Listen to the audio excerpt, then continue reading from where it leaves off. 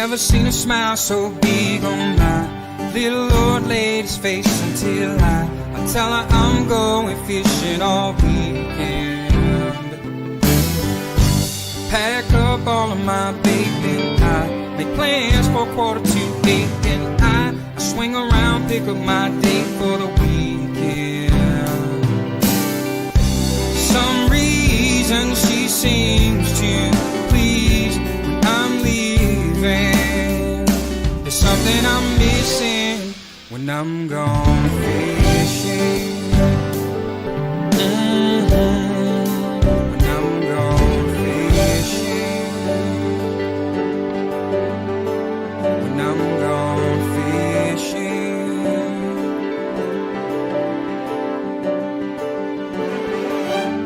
Yeah, baby. Yes, sir.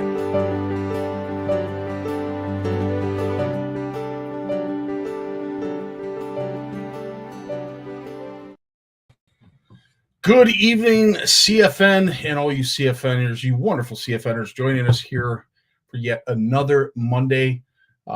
It is actually going to be our last show before Christmas. 23rd is next Monday. I just spoke to our panel, and it's going to be a busy time for everybody. So please sit back and enjoy what is most likely going to be our last episode before Christmas. We will definitely have an episode before New Year's just to recant everything that has gone on. We'll think back. We'll turn the clock back to January 2024, and then go from there and see what we have as takeaways. What are some of the most interesting things that happened to us in 2024, and just reflect back on the year that was. But I'll tell you, when it comes to Hardwater, everybody is really looking forward to getting back out to doing what we do best, which is fishing.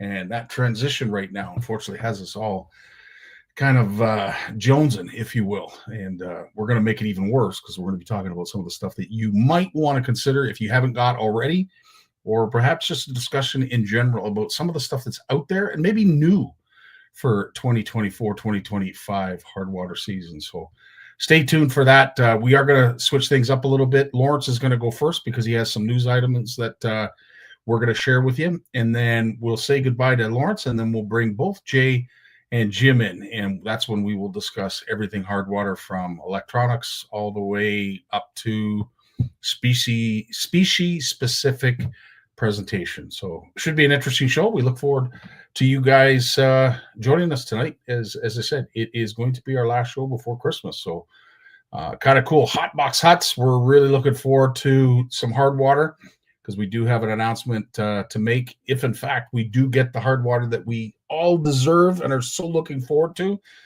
finally a meet and greet on the Hardwater. So good evening to Hot Box Huts, and thanks for an opportunity to bring our community together.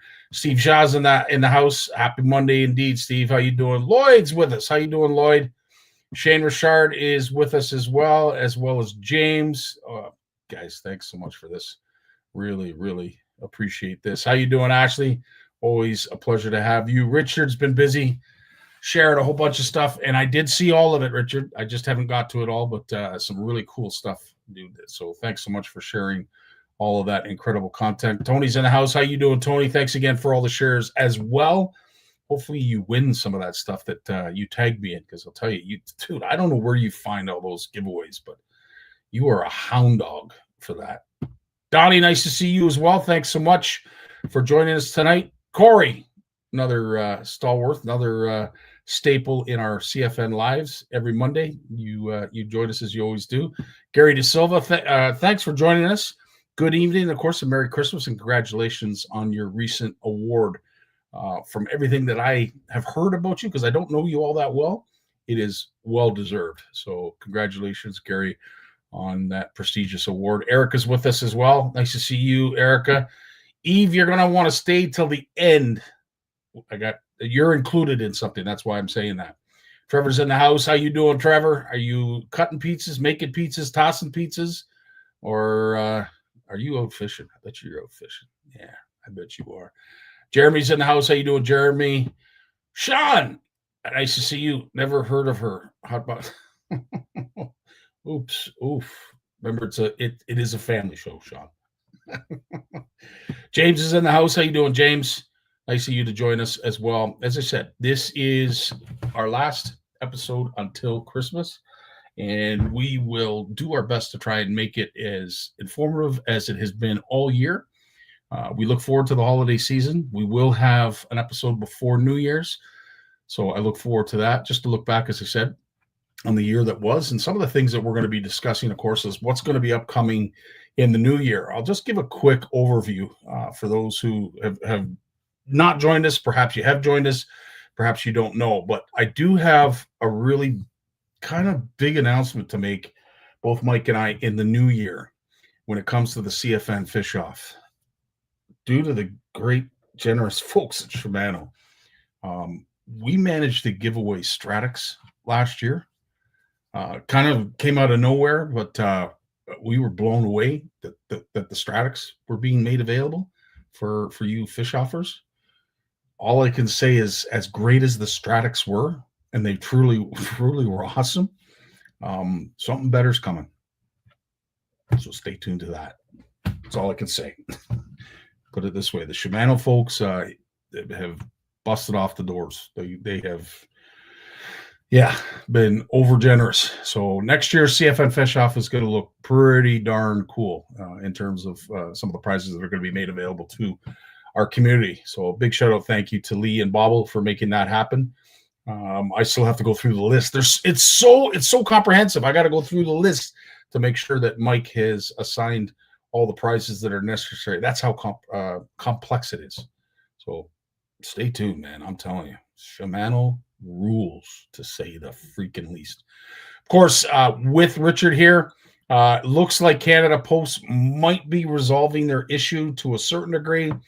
Hopefully the mail starts to get moving. If it doesn't, arrangements will be made so that if you have purchased either a hoodie or one of our hats for Christmas, first of all, thank you for doing so. We truly appreciate the support. But with the good folks at Canada Post, it looks like they might be going back to work. So it looks like the mail might start moving again. So we look forward to that. But if you are interested in any of the above noted merch, please reach out to Richard Dunlop for more. Obviously, would not be a CFN Live without announcing our CFN retreats and making sure everybody's aware of what's going on August 10th to the 16th. In 2025, we're going to be back up at Horwood Lake Lodge. We'd love to see you there for a week of incredible fishing, incredible food, and incredible fun. So please get a hold of Warren and Doris and make sure you get your butt booked in the bed. That's all the information you need, including the toll-free number as well as the email. Not to mention, of course, that's in August. Well, in September, we're going to be back up at Camp McIntosh.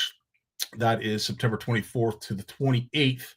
Looking forward to that. It's an extended period, hence the reason the increase in our fee, but still reasonable for an incredible week. And as I said, these fish that you see here have all been caught during the retreat. In fact, a good majority of them were caught last year. Kevin's, I think, was the only one that was caught the previous year. So, yeah, some decent fish. So if you want a chance at a Master Angler Award, or perhaps you're chasing your next PB, please reach out to Andre and Tracy at Camp McIntosh. There's all the information you need, including the webpage address and phone number. Reach out to them, and we look forward to seeing you folks there. As I said, I know there's still spots available, but they're closing up pretty quick. So do not delay.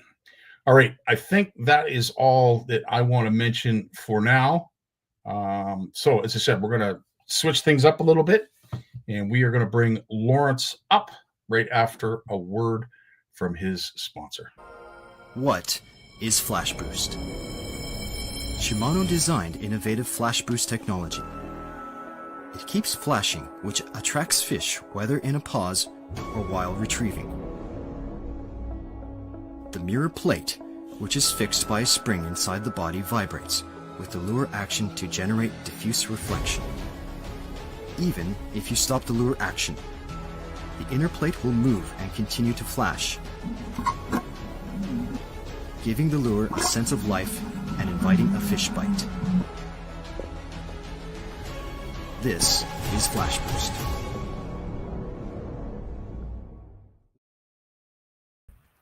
And this is Lawrence Gunther. Without Flash Boost. Without I wish I had some, actually. A little bit of the hair, get the gray, it's interesting that you say that, Lawrence, but needless to say, I'm sure some way, somehow, even though you are disabled when it comes to eyesight, somehow I believe that you can either feel it or see it.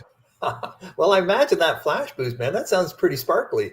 It is quite an upgrade in technology for Shimano when it comes to hard body baits. Something unique that perhaps a lot of folks have not seen before. I think when it comes to those type of hard baits, we've always seen a reflective piece of whatever in between, but it's stationary. Yeah. This has springs that allows it to vibrate, and it just makes it so much more lifelike. Those who have used them, have tried them, swear by them. So again, and then you look at those Livingston lures that have a little battery in them, and then when the two hooks touch the water, it closes the circuit, and they start making little ticking sounds inside the bait, right? And absolutely. They've been around, and they just keep getting bigger and bigger. I'm surprised. I thought it was a little gimmicky at first, but no, that company's just growing and growing and growing. I tell you, I'm sure Shimano's going to buy that lure company and merge the Flash Boost with the Livingston lure Auto Bowl, and then wow, what's next? Who knows? You're 100% right, and that's the thing about the Canadian tackle industry is it's forever evolving.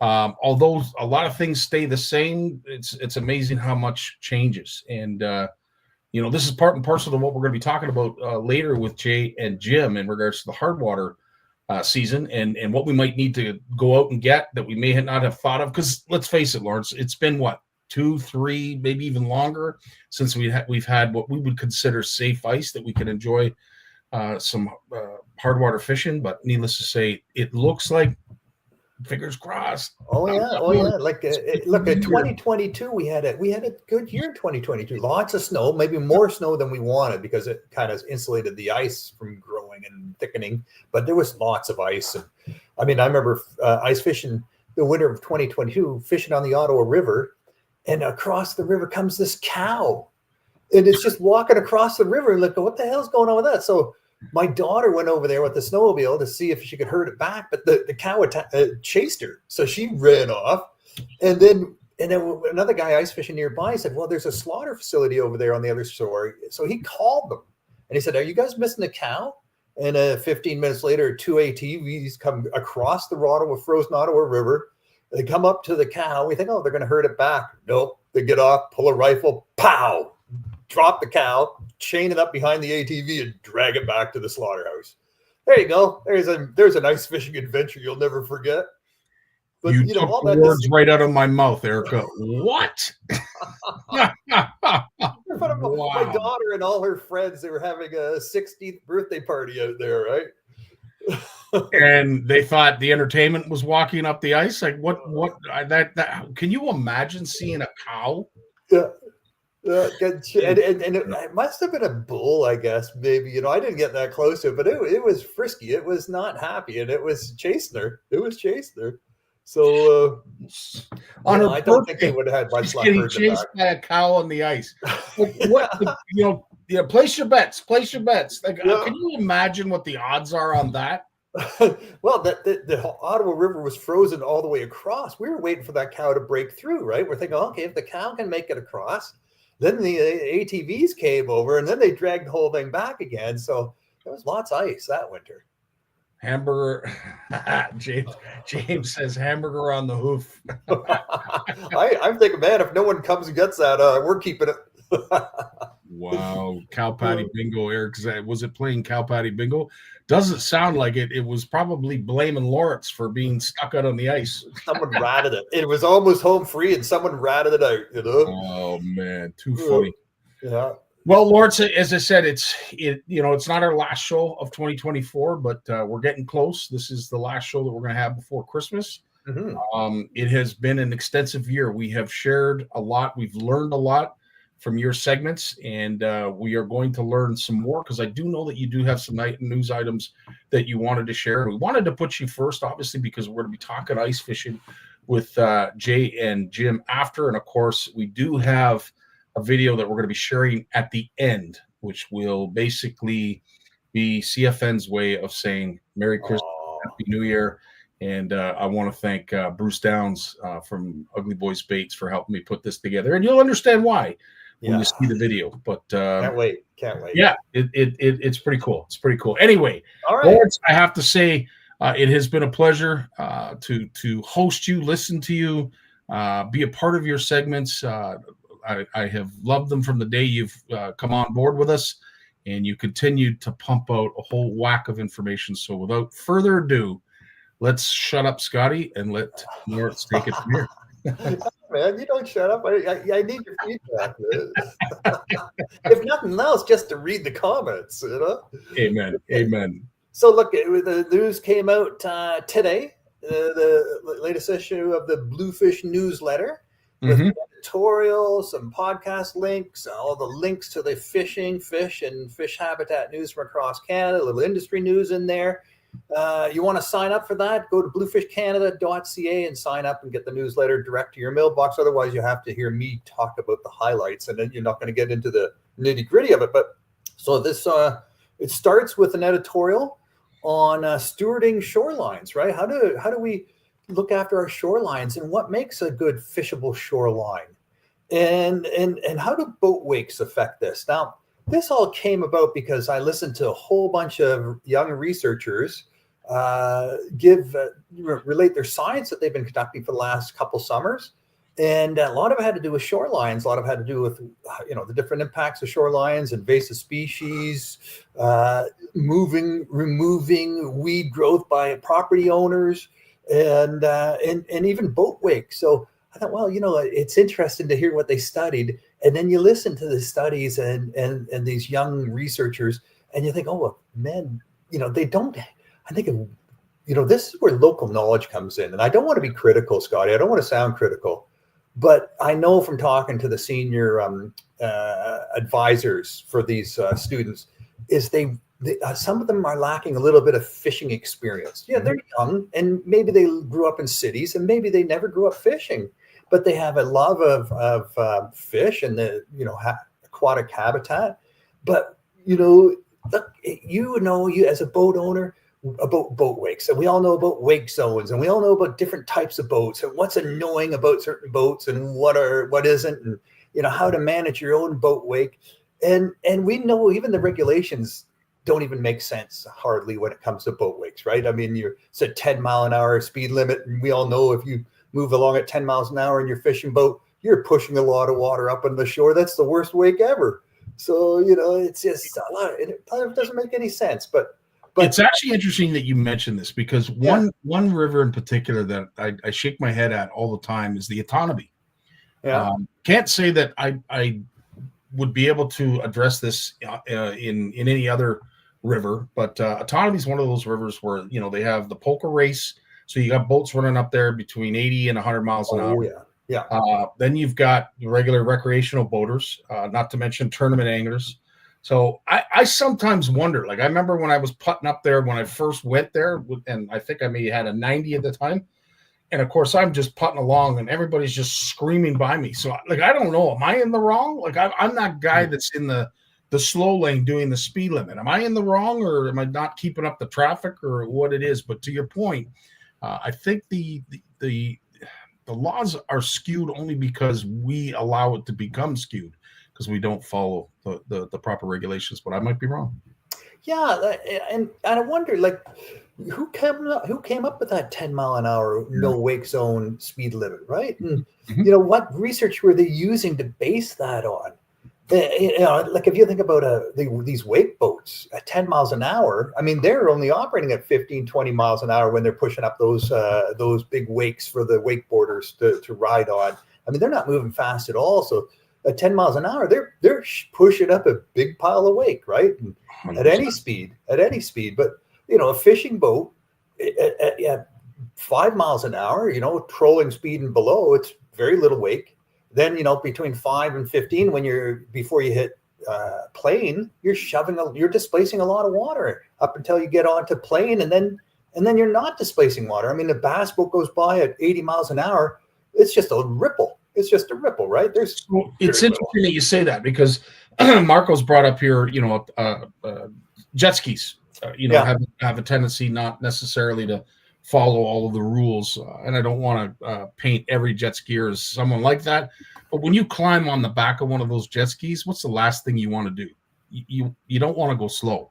Mm-hmm. That's the whole reason people buy these darn things. Is you're skipping along. Marco, I totally understand that jet skis maybe need a more thorough talking to, so that they understand. But boaters, as Lawrence has just mentioned, can be just as bad. And there's one thing. There's the noise issue. How fast a boat's going by. Close to your dock, your swimming area. Mm-hmm. That for sure. That's they cover that in the Pleasure Boat Operator Certificate. Tests. But I'm talking about shoreline erosion mainly, right? What's really eroding the shoreline? And it's not, it's all sorts of boats. And there's all sorts of shoreline strategies to prevent that. Which ones are healthy for fish? Which ones aren't? We all know fish and riprap shorelines, all those piled up rocks behind that cage creates, tons of habitat for small prey, right? They hide in those little crevices between the rocks. And the big predators know that. They learn that. And when they're hungry, they go up to those rock walls, and they cruise the rock walls and hunt for minnows. And we know that, so we throw our Sinkos and lures right up against those rock walls and hunt for the predators, right? So, 100%. They're different structures mean different types of fishing pressure and when to fish those structures and when to avoid them. But this is all local knowledge. This is all knowledge you gain from experience, not from doing science necessarily, right? You'd have to do a lot of science to figure all that stuff out. But this is an example where the people who spend time on the water, the people who understand what's going on, and then think, well, we can point you in the right directions, and we can tell you where you're wasting your time. But you got to talk to us so you can save yourself a lot of time. And we can help you sort of really pinpoint your research on the areas that make the most amount of sense. Interesting to see too, and I'm pretty sure a lot of folks were kind of shocked if they didn't know that it was going to happen. But some of the Hardwater junkies, I don't mean it in a disrespectful way, but those who are really jonesing to get on the Hardwater were unfortunately met by something that was a bit of a negative influence. Up in the upper part of Lake Couchiching, they are now starting to clear away a lot of the algae within, the shipping channel, if you will, to allow more boat traffic. I guess there has been a concern with overgrowth.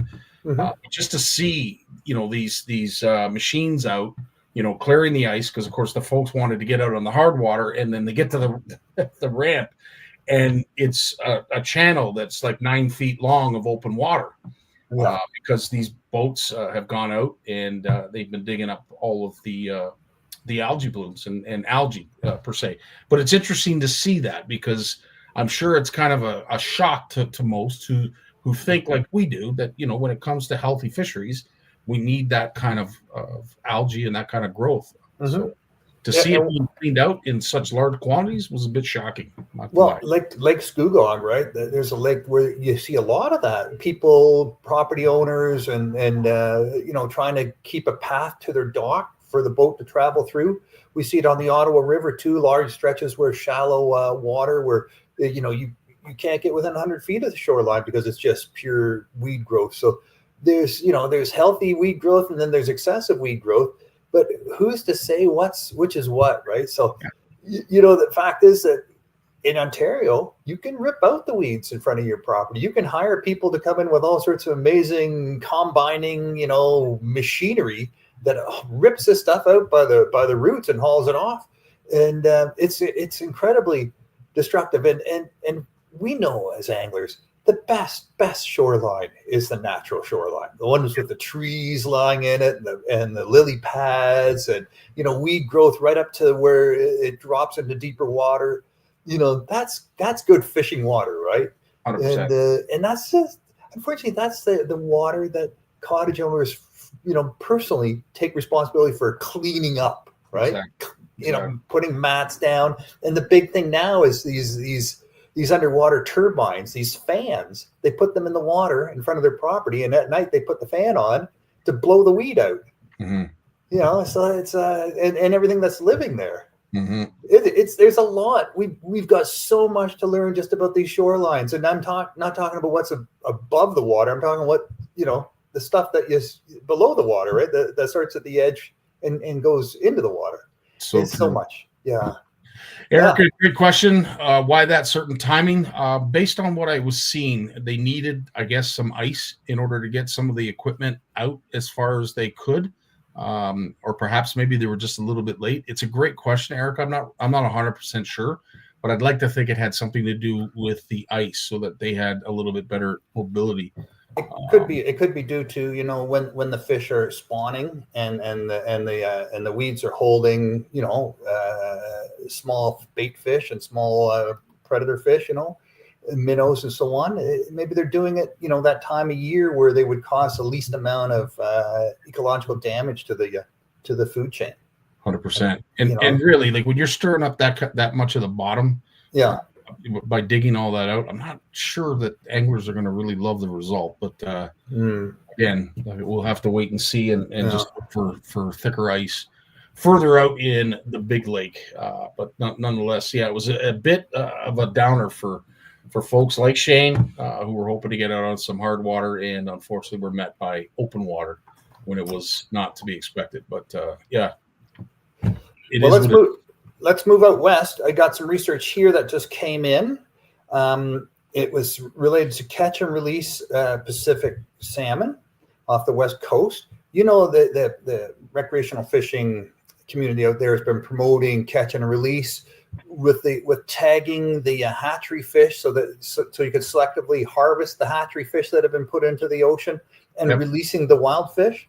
And they said that way the wild fish get to go and spawn, and you're not impacting the DNA, and you're harvesting the hatchery fish out of there, so they don't necessarily mix in with the wild fish and pollute their DNA strains.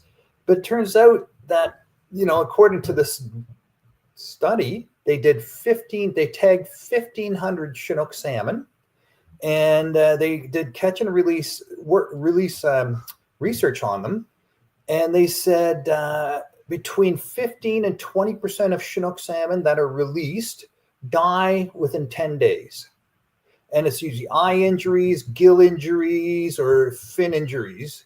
What was the number again? Lawrence? Okay, so 1,500 salmon were tagged. Yeah. And they were caught and tagged and released.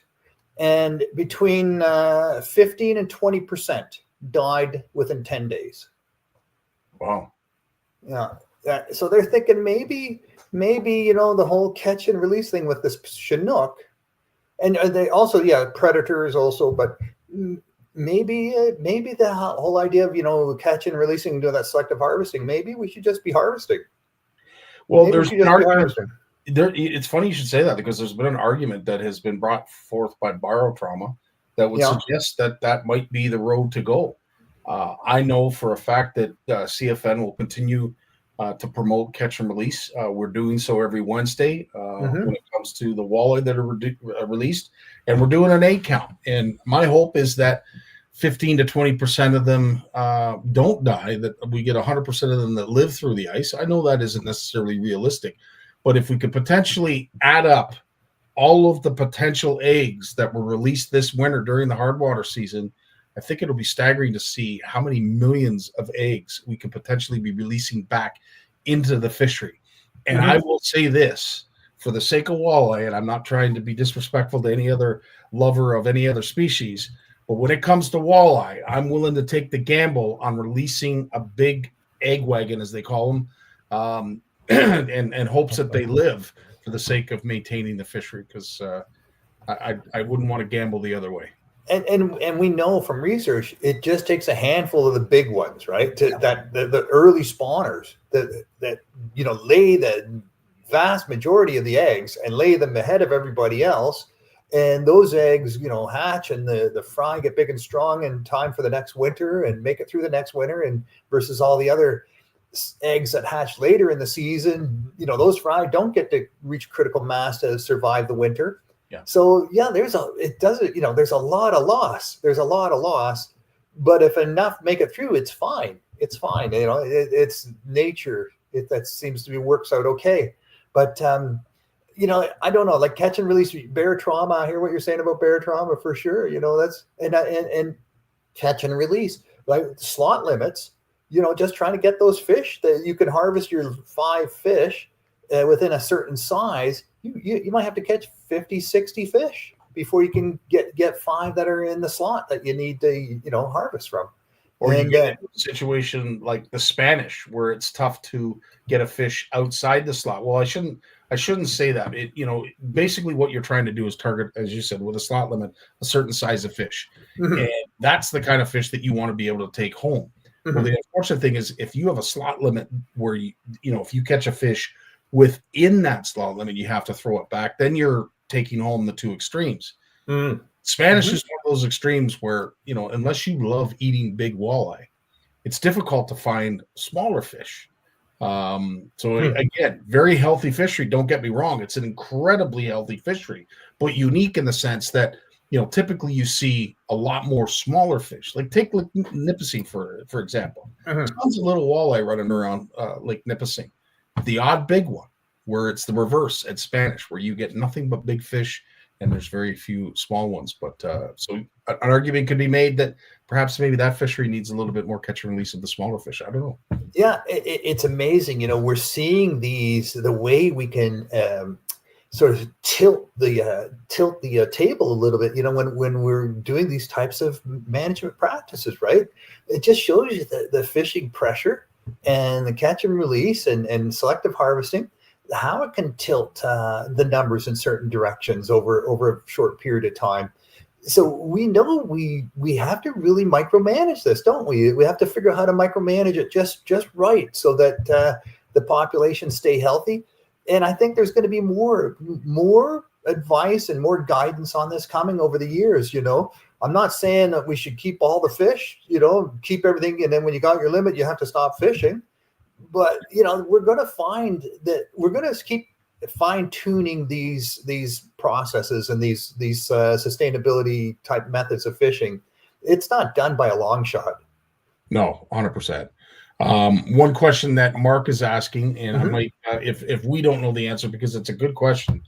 Lawrence, any word on the MNR's proposed regs to allow anglers to take pictures of catch-release fish that are out of the slot size? This change is supposed to take effect January 1st, 2025. Do you have any insight? I haven't seen anything. I haven't read anything on that. And, it could just be, one of those things that people say, well, let's, I know we got to deal with that, but there's more important things to deal with. And maybe some people are saying, if it's not broken, don't fix it. I know it's hard to get good shots of fish when you're just releasing them beside the boat, right? When you're holding them beside the boat, they're in the water, you're resuscitating them, you're unhooking them, they're in the net. You don't get a real feel of the size of the fish or you don't ever get to see the actual fish in its entirety.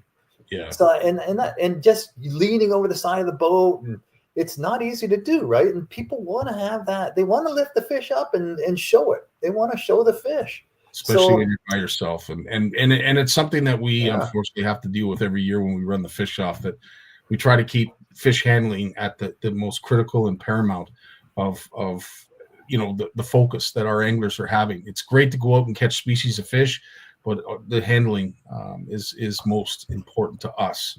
Because unfortunately, if we do get it wrong and we kill a rare or unique fish, then we're wearing that. None of us want to wear that. No, and I think how this might come down is that if you're fishing on a body of water where there's a slot limit and the season's open, and it's a catch photograph release tournament, and you've got to let the big ones go, but you still want to get a picture of them on the bump board, right? Mm-hmm. So those laws have to be fine-tuned there, right? So that you can take that fish, put it on the bump board, take that picture, take that, the proof that you actually caught the fish and then released it. And so they have to make allowances for that. It's not the same as, catching fish out of the season, because that's different. When you're catching fish out of season, are you targeting those fish intentionally? Which is always the worry, and people think, well, oh no, I just, I caught it by mistake, the 14 big pike in a row and the pike season's not open now, but who's to know, So I think, but then, you have to, it's like, can you catch a muskie out of season and hold it up and take a picture of it? And here on the Ottawa River, they have to be over 54 inches to keep a muskie. So technically, if you're taking a picture of a 53, you're breaking the law, right? Technically, You're breaking the law. So there's some very clear nuances there. Again, more nuances that need to be hammered out, right? So people aren't worried about breaking the rules. Yeah, it's true. It would be interesting to see if we get to a time where, the weight of a fish or the length of a fish is no longer important when it comes to posting on social media or just our own personal goals and personal bests. At the end of the day, we might get to a point, who knows, way off in the future, where all fish have to be released. Who knows? Who knows where this is going to go? I certainly hope not, for the sake of all of the anglers still yet to come, because I'd like to think that we've done our part to make sure and ensure the health of our fisheries, so that they're there for generations to come. But can you imagine a time in which all fish have to be released? I can't imagine that. It goes against the fundamentals of why we fish. Exactly. It's like you go hunting with what? A paintball gun? It just makes no sense. An interesting analogy. Yes, it's really. Yeah, no kidding. Yeah. I don't want to hurry you by any means, but I know you have some go. other news items, so I'll say let's keep her going. Yeah. So here's something going on in the States. This is put on by Wildlife Forever. Has come up with this catch, kiss, and cook, a new hashtag. They want you to apply this hashtag to catching invasive carp.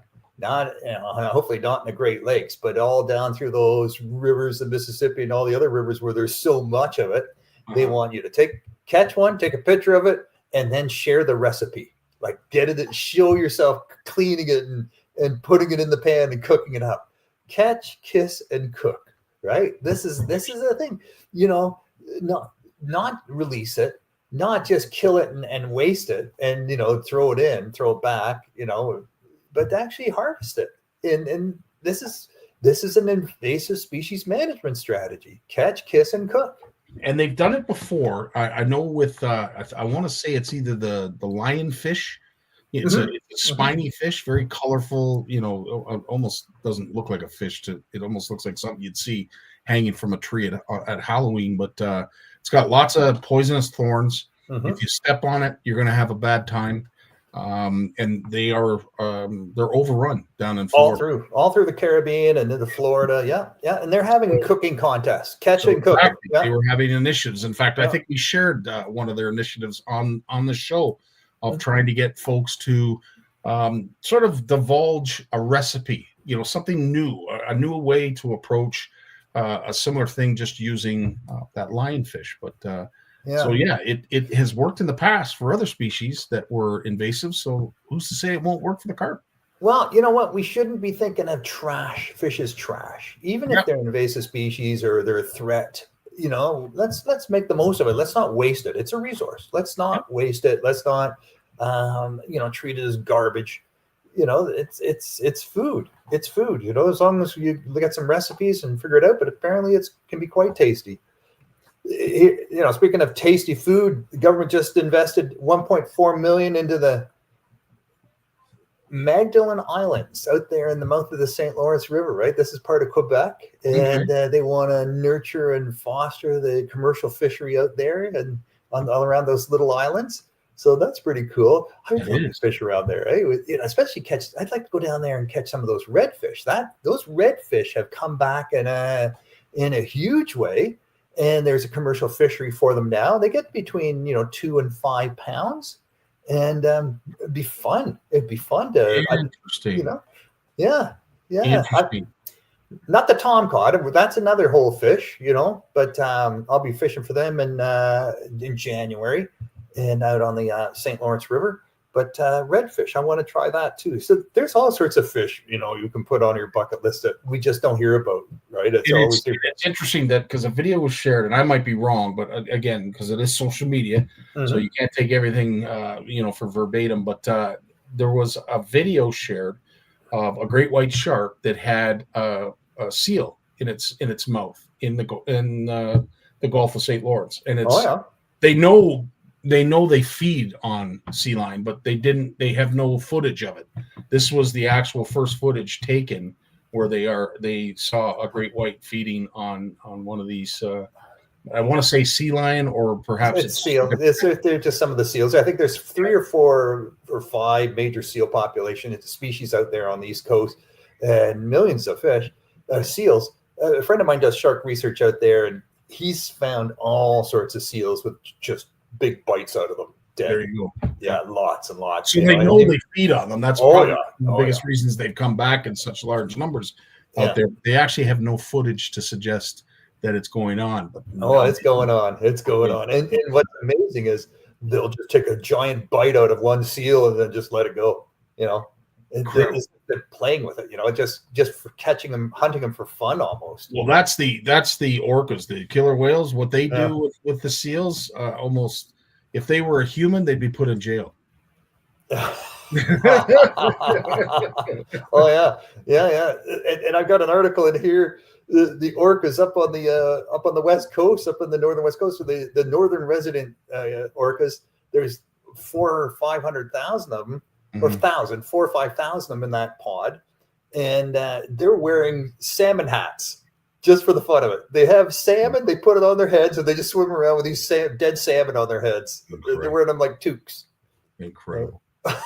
So crazy fish, eh? Crazy orcas. So crazy. But that's interesting and good. It's good to hear. I love hearing that we're progressing, which is good. Well, they said it's a sign that these orcas can chill a bit. They're not struggling. They're happy. They're happy. They're wearing their happy hats. They literally are the smartest animal that swims in the ocean, as far as I'm concerned. Oh yeah, amazing. And they'll figure it out. I'm not worried about the orcas. They'll figure it out. No, exactly. And they're such social. I mean, they really stick together, right? I mean, the male will stay with their mothers their entire lives. They stick with their mother. Never let her out of their sight. Incredible. Yeah. Yeah, Corey, you are having quite a sea lion problem out there. He's out in the Oregon coast. Yeah, absolutely. There's a concern that they're starting to overpopulate. Maybe the great whites show up there at some point. I know the orcas will do everything in their power to chase them out of there, but who knows? Maybe we'll see a few great white sightings.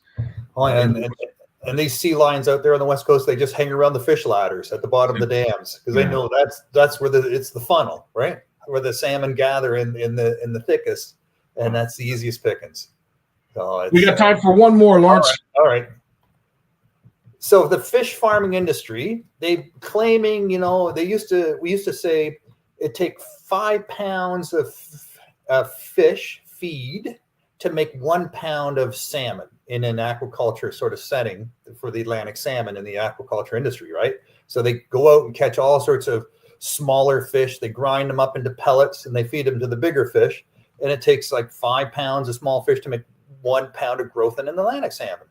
But then they said, no, we're getting way better at it. And they've been claiming this for years. They're getting better and looking at alternatives, soya and bugs and things like that. And it turns out that's not quite the case. Turns out it's been a lot of smoke and mirrors. And in fact, they are still catching a lot of very valuable smaller fish and feeding them to these Atlantic salmon. The problem is, adding to this problem is they're catching these smaller fish down around these more impoverished countries, right? Fish that are vital to the survival of people who live in these smaller, less, developed countries. They're going down there, vacuuming up their small fish along their shores and coasts, and then bringing them up, putting them into their fish processing plants to develop the pellets to feed to the Atlantic salmon in the cages. so that we get to eat. That's interesting, and it's a shame that I'm not a salmon, because I'll tell you, you wouldn't need to feed me 5 pounds of feed for me to put on a pound. I look at food and I gain weight, so it's a shame I don't have fins. It's the age, man. Oh my goodness! We're gonna feed you to the salmon. Exactly. Well, with my luck, I just come across the wrong side of a sea lion. That would be my luck, but it is what it is. Lawrence, as always, my friend, a wealth of information. We can't thank you enough for everything that you bring to our show and our community, and of course, what you do with Bluefish Canada and Bluefish Radio. Again, there's not a lot of folks out there doing what you are doing on this side of the border. So keep up the great work, and we're so glad to have you on our team. Thanks, buddy. Always a pleasure. A real honor to have this opportunity to chat with you and share this stuff, man. Appreciate it. Amen, brother. And I will say this, Merry Christmas, because we will see you before New Year, but Merry Christmas to the entire Gunther family. Hope you guys have a healthy and enjoyable holiday season. Thanks, buddy. You too. You and yours. All right. We got Big Jim and Jason coming up together right after a word from their sponsors. Take care, Lawrence. Bye. The fear of failure is failure itself. The world of science rewards the ones who are willing to try and fail. Because without the courage to embrace failure, ideas remain ideas. But with that courage to fail and to learn, ideas can change the world.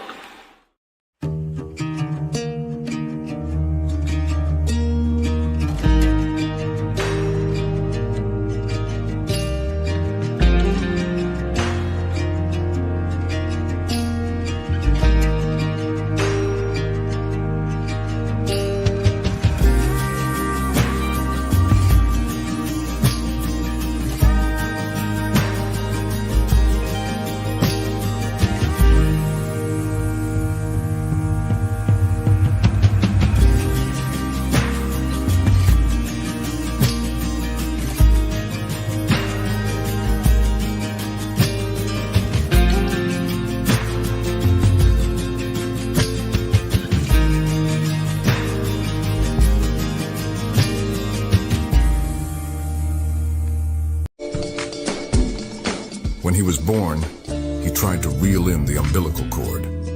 Bass named him as their personal best. His power pole came with a stripper. Forward-facing sonar uses him to find fish. Chuck Norris is his co-angler. He is the most interesting fisherman in the world. Stay fishing, my friends. And we have both of them on stage. Here we have Big Jim McLaughlin and, of course, the one and only Jason. Gentlemen, thanks so much for joining us tonight. And as you have each and every Monday leading up to the end of the year, and I know it is almost the Christmas season. I'd like to say it's already there for some, but I look forward to sharing this last moment with you two before it actually is time for the big guy to come down the chimney. First and foremost, Jay, how you doing? Good, man. It's been, I don't know. We don't have any cold weather yet. We've had cold weather, but not enough. But I'm going to say, like, things are looking kind of good right now. You know, like I know there's, and I know Jim's biggest pet peeve as well as mine is some of the guys who are pushing a little too hard too early in the season. But things are looking up. You know, there's been some folks out on the ice. Not just Northern Ontario and Northern Canada, some Southern Ontario. So, you know, we got some rain this week, a little mild temps, but things are kind of shaping up in the right direction. The long range forecast, it's not awesome for ice fishing, but it's definitely not terrible either. It's kind of right on the cusp. Some of the major centers I was looking tonight at dinner, I was looking at, like, you know, Aurelia, Belleville, you know, places like North Bay, Nipissing. If it doesn't have ice for New Year's, there'll be lakes in that area with ice for New Year's for sure. But it's shaping up, so it's looking great. What do you think, Jim? Oh, I think it's true. I know. I noticed today that I saw four-wheeler on the ice behind the house out here. So, you know, but it's been frozen for a month. You know, we had a couple of nights at minus 15, 16. When you start seeing pressure cracks in the ice, you know it's there, right? But it's so quiet back there that it just freezes. I heard it booming the other night. It was only like -13. Yeah. So that's where the cracks came from, but 600 yards away, it's still wide open, eh? Yeah. And the St. Lawrence, although some of the bays are frozen, it's just wide open. It just looks like summer. Yeah. It's wide open. Incredible. Well, yeah. John White's put that video up last week, or maybe Friday, about like Cooch froze right over, right? And once that happens, like, guys may not realize this. I don't want to get everyone's hopes up because you still got to be careful. But once a lake freezes over and it stays frozen over, the ice formation can happen fairly quickly if it's cold enough. And at -10 Celsius, if you get overnight lows of -10, you'll grow an inch a night almost. If it stays calm, no wind, no snow, like no snow or rain, -10 at night, and if the daytime highs stay below 0, you'll generate ice fairly quickly, even on a big lake. But once the wind blows, it can tear it up. So, and it looks like, some areas are seeing that right now. There's also some areas that have had a buttload of snow, lake effect snow, and that's not good either. So, yeah, like Mitch is saying in the back on the chat room, 6 inches of ice in Timmins. I believe it. I believe there's 6 inches. Like 6 inches is not a lot of ice. Like that's my preferred ice thickness. I'm not even a skinnier me doesn't like 3 and 4 inches. I never have. Like I kind of like 6 inches because what folks don't realize is that it can change so fast, especially on big bodies of water, right, Jim? Like it can go from 6 inches to 2 inches to no inches really fast. And now I don't like fishing with a spud because I hate always having to worry about it, but I always fish with one anyways, right? So it's better than freezing to death, fall through the water. Yeah. Oh God. Yes. Yeah. I had to bring up what's happening up in the upper part of the upper reaches of Kujiching, where they're starting to remove some of the algae. It was interesting to see it, and I'm going to assume that they're doing this time of year because they need that ice cover in order to mobilize whatever it is that they're doing. But just surprised to see it. I know that we're all about the greenery and the health of the lakes, but in this case, this is going to improve a whole bunch of things, which gets right back down to boat traffic and, of course, the ease of folks launching their boats at the ramps. Yeah, I didn't even know they were doing that. I was listening to you guys chat about that. I had no idea. So I didn't know they could. So there are, like the thing about winter work is that wintertime, a lot of work will happen on the water because fish aren't spawning, right? The sensitive windows basically start in early March and they go right through till mid-July. And because most of our fish are spring spawners, there are some fall spawning trout, salmon. However, most of our fish are spring spawners. So a lot of companies will do work in the winter and they'll use ice to access these areas. Like they'll put like mats on top of the ice to spread out the weight of a machine and get right out on the ice. And a lot of contractors that I've dealt with through different jobs in my past, that they prefer working in the wintertime. Less mess, less mud. The ground's frozen, right? It actually is a great time of year to work. Yeah, it's not the most comfortable, but it is a good time of the year to get some of these jobs done. And so maybe that's why they're doing it, Scotty, is this time of year because they can access it with frozen ground and the frozen ice. So, yeah. Exactly. All right, gentlemen, we're going to talk a little bit about Hardwater, something that I know you two have invested a lot of your spare time doing. I think to start off, we'll start with, I think, the most important, which is understanding what safe ice is, or at least what ice needs to be in order for us to consider it, worthy of being safe. And of course, this chart from Clam does it best. Our good buddy Big Jim is on it as well. I don't, again, think that he needs 12 to 15 inches of ice in order to mobilize himself out there. But needless to say, that's what we're looking at. 4 inches is the minimum. Now, I hate to say this because I don't want to bring stuff like this up. And I know people are jonesing to get out on the Hardwater But Jim and I have shared a few videos back and forth this past week of some folks that are taking chances. Let's just say that. And I'm part of a chat group where it's almost being challenged. The anglers themselves are almost challenging each other, and I removed myself simply because this is not the approach we need to be taking this time of year, or any time of year for that matter. Yep. All right. So with that having said, we will get right into our discussion, which of course is all about Hardwater. Jim, for someone that has evolved along with technology, you've seen it from the paper graphs right up to what we have now, which is considered live scope. One of the most important pieces of electronic that you bring out on the ice, in your opinion, would be? Depending on your money, a flasher. So typically, this is something that Jim and Jay, I'd have to say that you also agree with. This is one of the most integral pieces of targeting fish. All charged up.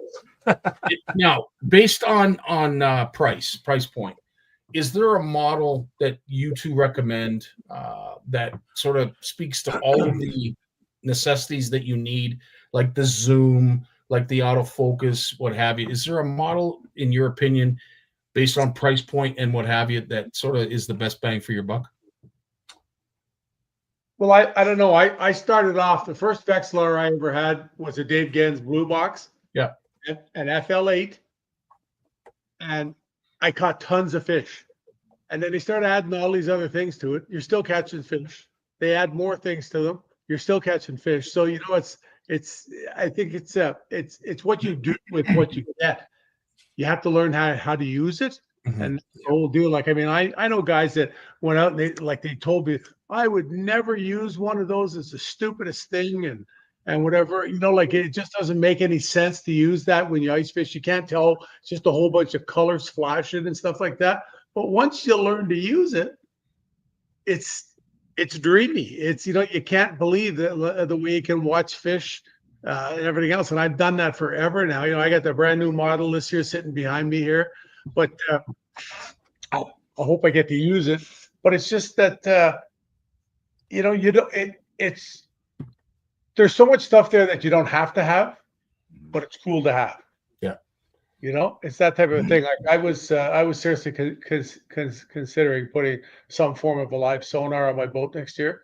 Mm-hmm. Mm-hmm. And I thought to myself, well, 90% of the time now I fish out in the back here. You know what it is. There's not a big benefit to where I fish from having live sonar there. It wouldn't be a bit. It'd be a bit. I think there's always a little something to extra.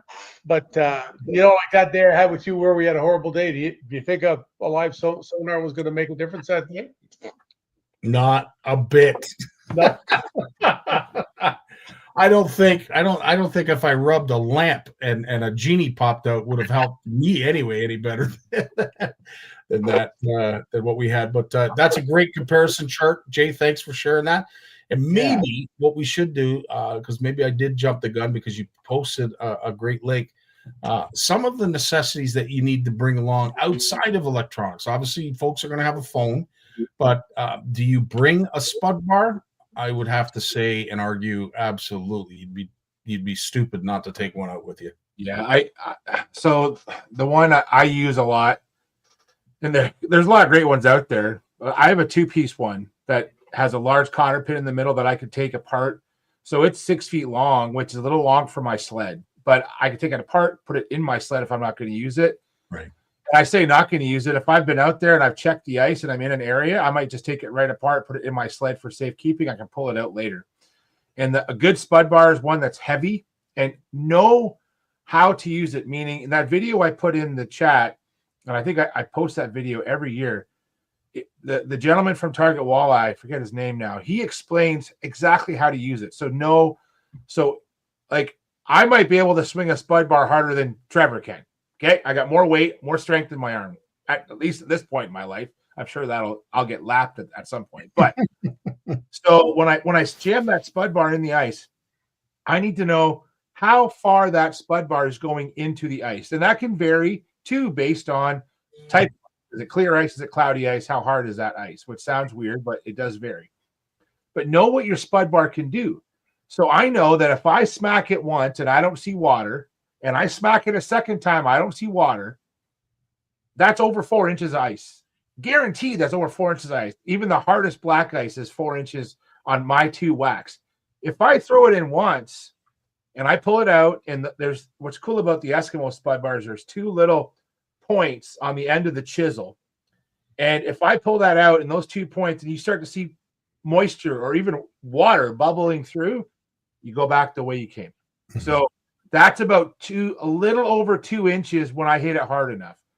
And so basically I take a step, I hit with the spud bar, and before I step there, I hit it with the spud bar and I walk, and it's tiring. Like, I know you go out on a place like Quinny, when I'm going, I might be walking out a kilometer, and it's a long way to go when you're whacking with a spud bar the whole way. But that's what you have to do. And there's been times where I have to turn back and I have to change direction of where I'm headed. And it's just because there are areas where there's current and the ice will be thinner in those areas. You have to be aware of that. But a spud bar is so important. And I think it's always good to, when you're going out, especially early ice, go with a friend, or at least tell someone where the heck you're going all the time. Go with a friend, be prepared. You know, so when Trevor and I go out, and I know the first time I took him to Quinny was about 4 years ago, guys. And you guys have been there. You know the risk on a big body water like that. And it's scary, especially when you take your own kid. Oh. And so now the ice was fine. We didn't go out as far as I probably normally would have. I was safer close to shore. We still went out to the first break. Like, you know, we went out to 30 feet. Like, we were still a quarter mile offshore. You know, and I explained to him, you know, he had his own little sled. I had my sled. We're single file. I said, listen, in the sled, here's the throw rope. Here's where my phone is. Like, I explained, and he had a look of like, Dad, are you kidding me? Are you kidding me right now? Like, I'm like, no, this is what's going to happen. Like, if Dad goes through, this is what's going to happen. And you need to understand what could happen. He's totally good about it now. Okay. I still would go first with him. Just, I don't think that will change until I'm probably an old man. But I'm telling you, like, we've never had to do the fire drill, but he's got the fire drill lecture every time we've gone out, especially on like Quinny or early ice. But it all comes to a good spud bar. I can't stress it enough. It can help you get out. You can use it as a brace to help you get out if you do go through. I've had that happen to me before. But a good spud bar, you don't need one for everyone if you're following the same trails in the same area. Like, I've had buddies who just send me out because when you're the biggest guy in the group, you get sent out first. Amen. That's what happened. So I can remember we were up around, we were on a Splake Lake near Dorset, and I was with 4 of my good buddies. We were first ice, and we went out, and my buddies were like, I thought they were behind me. And as soon as I started going, they like just stayed on shore. And I walked across the entire lake, spudding my way, because we wanted to go to another lake. And there was a skidoo trail back to it.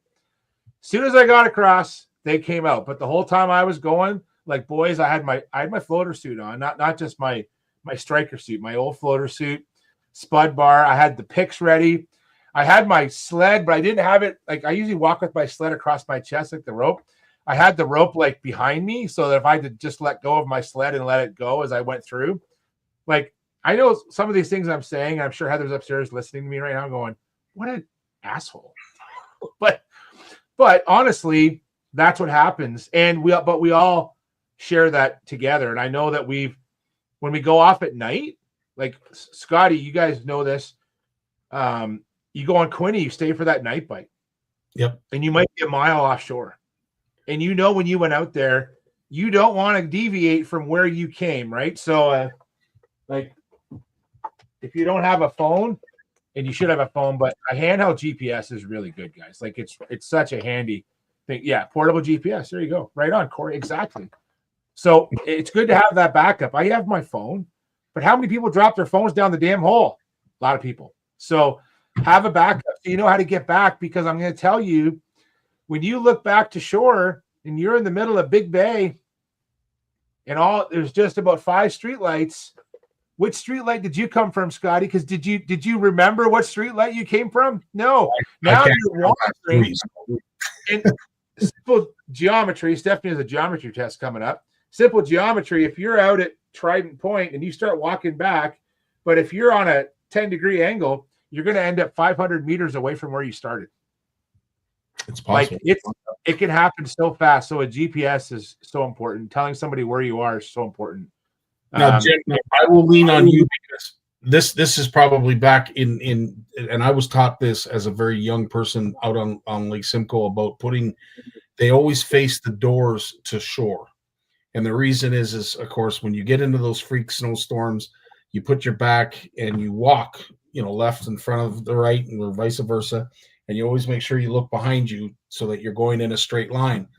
I've had to do it once. I think I was in my early 20s, got cut on a simple whiteout condition, and we didn't exactly come to shore where we launched from, but we were pretty close. But the amount of effort and time that we took, to measure, to watch, to make sure we're going in a straight line, made all that time wasted, if you will, added up to be a positive thing in the end, because we ended up making it to shore where I could have 100% seen us walking around in circles had we not done that. So yeah, 100%. Well, especially on bigger water like that, that's how something like that could happen. Yeah. It was probably about 15 years ago now. There was a guy on the big Rideau fishing one night. And we're not talking about going a mile and a half offshore there. It doesn't happen. You know what I mean? So it's not big enough. But he went back and there was a tremendous wind that night. And we had a big fluffy snowfall. And he couldn't find his tracks. And he got off on an angle. He was on a four-wheeler. It ran out of gas. He was it had way too much drinking. Okay. And he went into Camp Marywood there, the little camp that the cancer kids and sick kids get to go to, doing that. And he broke a window, but they found him inside dead, froze to death. Jeez. And that's at the Big Rideau. Yeah. So imagine you're out on some place like Simcoe or Nipissing and you walk a mile offshore. And when you see that snow blow across, it's blowing across. It's about 4 or 5 feet high. It doesn't take long to get rid of the tracks. True enough. And I think the big thing too is on that note, like the cold, your phone will shut down. Yes. Yep. Like we're all on our phones, and if you drop that thing in the snow when you're out trying to pack up or whatever, and you go to pick it up, now it's cold. The only way you're going to get it started again is to warm it up, or you got to bring one of those little, one of these little, like a little power bank, which I always have, or my Lake Simcoe power box. The power bank I can fit in my pocket. So this is my emergency. That goes in the pocket, but that's always in the hut too. But when that phone goes down because it got wet or cold, now you're in a pickle if you don't know where you're going. 100%. Yeah. So we talked a little bit about electronics. We've touched on that, GPS, the importance of that, spud barring. Both you agree that when it comes to electronics, flashers probably one of the more important electronics to have. There are mapping features that are available on some units as well that some people might find very helpful. But when you want real time and you're looking for fish, I myself can't think of anything better than a flasher to find them. Yeah, and having GPS too to use on the ice, Scotty. I still remember the spot on the Big Rideau that I found with Dave Gens, and to this day I've never been able to find it. Jeez. And I have gone and looked and looked and looked. I have driven back and forth in the boat, but second or third last time I was at the Big Rideau, I was alone. And I went out there, and I know roughly where it is.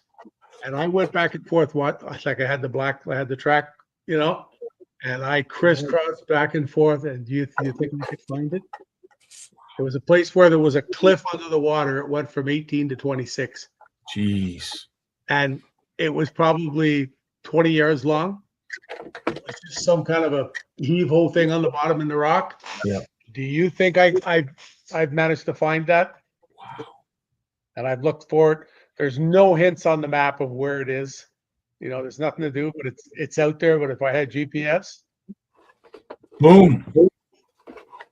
Now, speaking of something that has also evolved, and speaking about Dave Gens, when it comes to an ice hut, obviously traditionally they were built out of wood.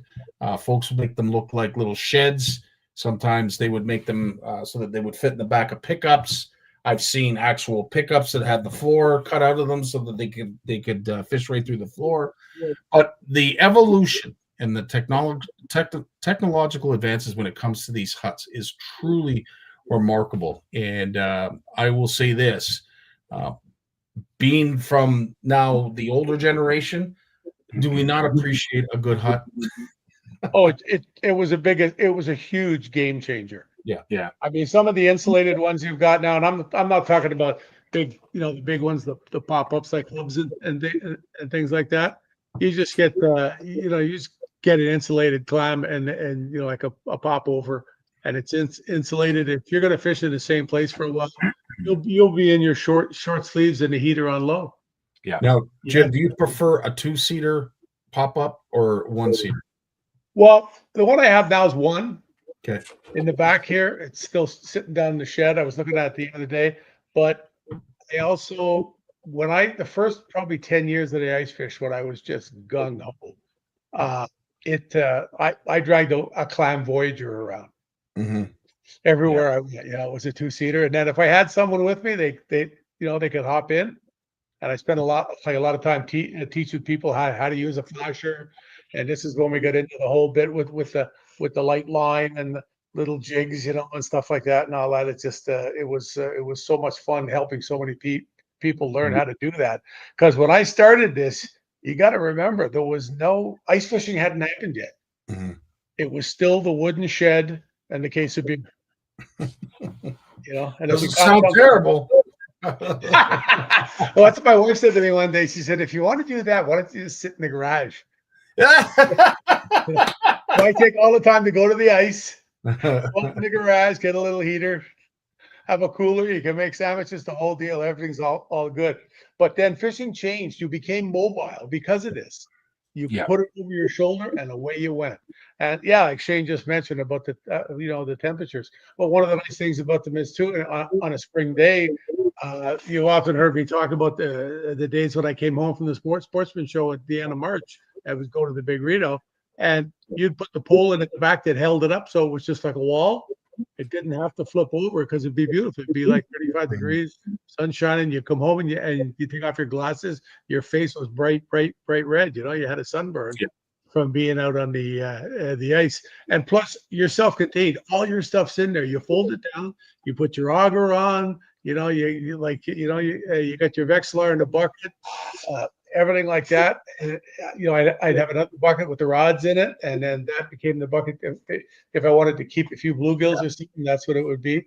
But it just made you mobile. You were self-contained. You could move, things like that. Like when I talked to Dave, I talked to him a little while ago here, and we get in talking about drilling holes, and like he said to me, he's the first thing I ever told people was that I drilled 100 holes some days. Because guys thought they had to do that to be successful. And you don't, especially with GPS now.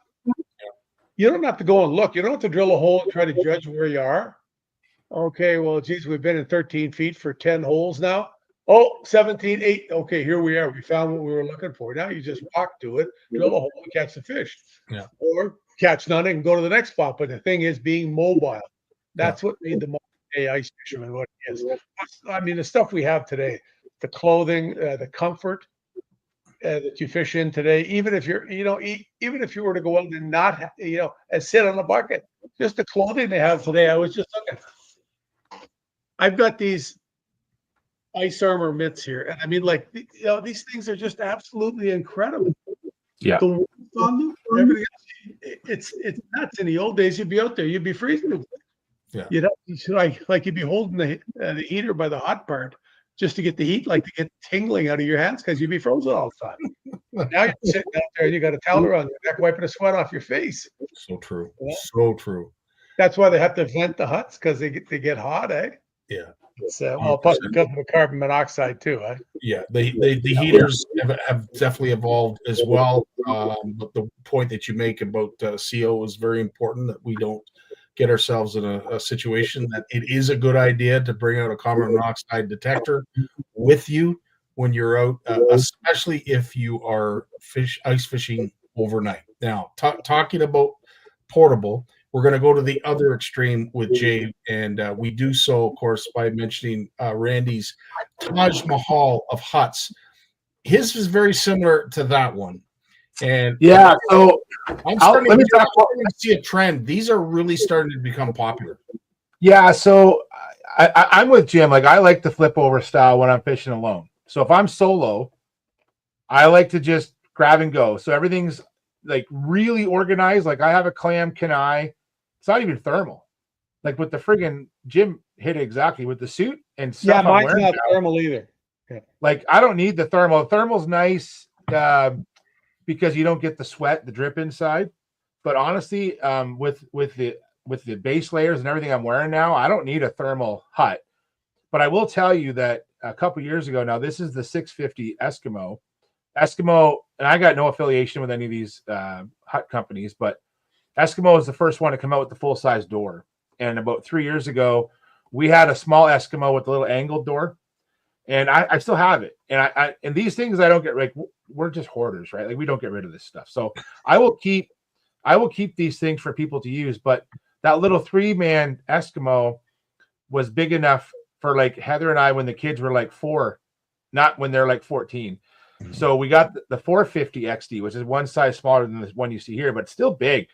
And what I love about the 450 XD, that size of hut, is for Trevor and I, you know, you need 2 guys to put it up. Like, to be honest, like, it makes, like, I could do it by myself, but life is easier with a second buddy. But there's room for 2 guys in there, like, and lots of holes. And my hut, or my Smitty sled, which has all my gear in it, I have it wide enough that I could pull the sled into the hut, so it's behind me. So, like, all of our tackle, our rods, everything is in the hut, so it's not getting beat up outside in the snow and the rain or whatever's happening outside. So I love the pop-up.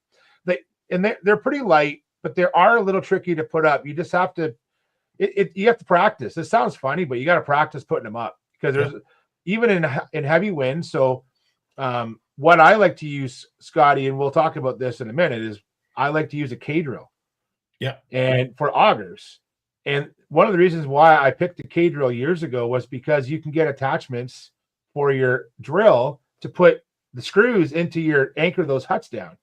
So the drill is like multi-purpose. It serves all needs. And I bought one of the first K-drills when they came to Ontario, and I still have it. Like, it's running as, like, it's a drill. Like, there's nothing. I've changed the blades on it once.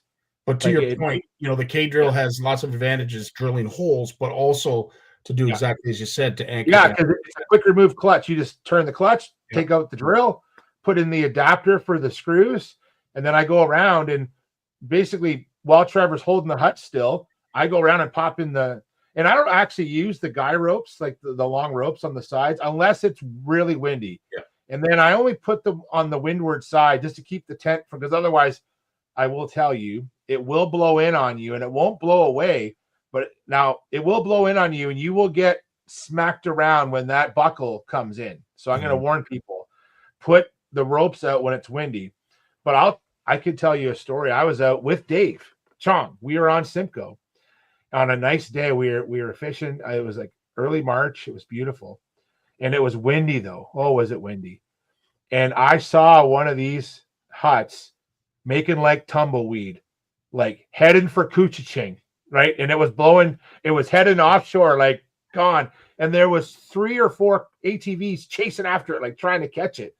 I think they finally caught it. Trevor will know for sure if he's online.